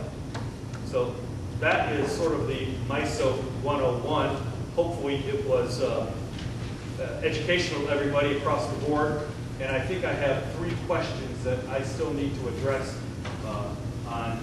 I think I went back and did I answer your question on balancing authority by talking about the ancillary market and how we balance that and what got that answered? So any other questions about the balancing authority and how MISO handles the balancing authority? And I thank you for bearing with me to go to the markets.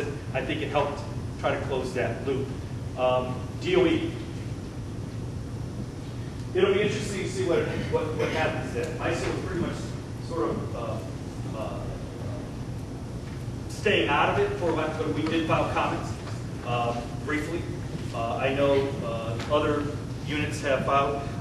A lot of people filed comments. I think at NARED somebody said there was over 200 or 300 comments filed on that.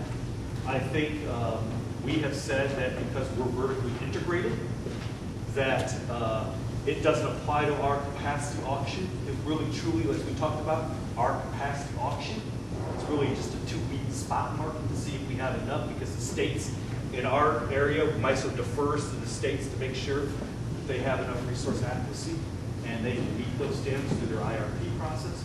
Illinois is the only sticker in the MISO footprint that we have retail choice.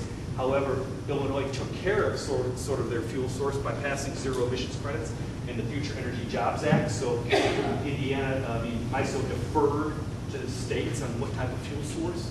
So we'll see what the DOE comes out with and what FERC says that we have to do. Obviously, whatever FERC tells us to do, we're going to have to do and implement that. But it'll be very interesting. I think it was more based at the markets that rely on more retail choice than the vertically integrated states.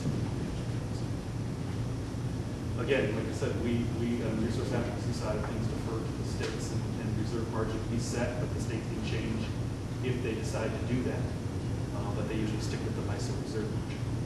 I think hopefully I addressed that question. Which was the other one? Load forecast. Load forecast. We talked about state a little bit. We talked about the state estimator that we have that looks at load forecast. We get those. We depend, I think a good way to say it, a good general way to say it is in MISO, we depend on our load serving entities, our LSEs, to provide the load forecast to us. We actually rely on the load forecast applied from our local serving entities. So they will submit those. We don't look at all of them. We spot check some of them to see And there was a little controversy in the last markets committee, I think, or one of the committees that said that Ameren didn't really submit the right load forecast, but it wasn't Ameren. If you look at it, they were pretty darn close. It was the other ones that may not have been as accurate. We don't check all those. We rely on our load serving entities to submit the load forecast to us to look at. For our loss of load studies, we also use our state estimator to help us look at data to plan what load's going to be and temperature and future and past years, 5 to 6 years in advance, to try to figure out what our load forecast will be for the next day, for the day ahead market.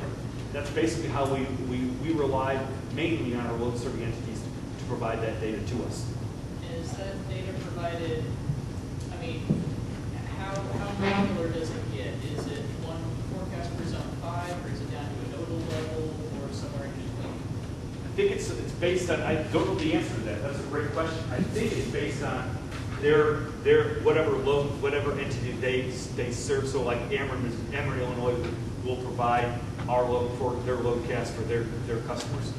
Okay, and I mean, I guess with Missouri, we have kind of the issue where, you know, with Ameren and MISO, right, we've got one big chunk in the middle, but we've got some stuff on the edges too. Yes. So I'm just curious how that filters through, especially with the southern portion being closer to energy than really the same metro. We wouldn't know the load forecast if they're not. We would know the Missouri side of Ameren load forecast, but we wouldn't know.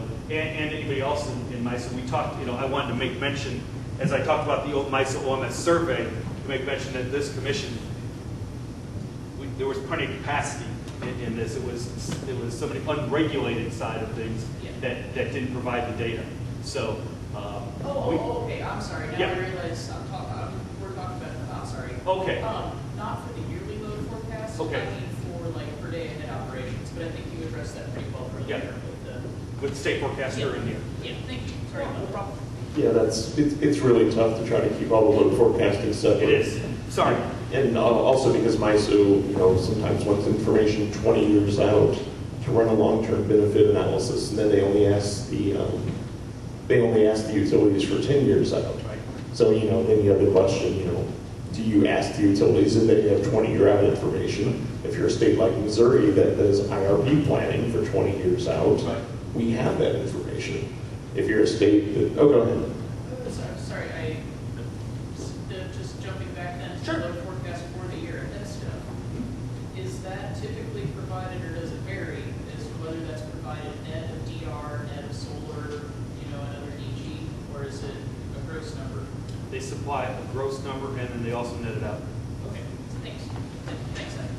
And not everybody does that the same either. That's right. Is the problem. That's the big problem. And yeah. And MISO spent a lot of your money to hire an independent load forecast expert that the states absolutely don't think is needed to strip those things out. So.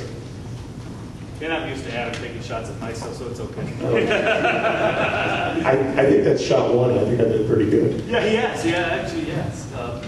But he's been very helpful. I can go with my top 10 list if you want. No, I got it. I got it memorized. Any other questions? Well, thank you for having me. I offer our services up at any time. If there's anything more that you would like to know, more in depth, like a MISO 201 or 301, I'm happy to bring somebody to Missouri, or we can set up a webinar, or do whatever you would like to do. I'm happy to do that. Work through everybody here and get more information. That's one thing we love to do, is try to make sure everybody's educated and understand what we do. And if we can help in any way, please don't hesitate to contact us. Thanks for the time. Any other questions?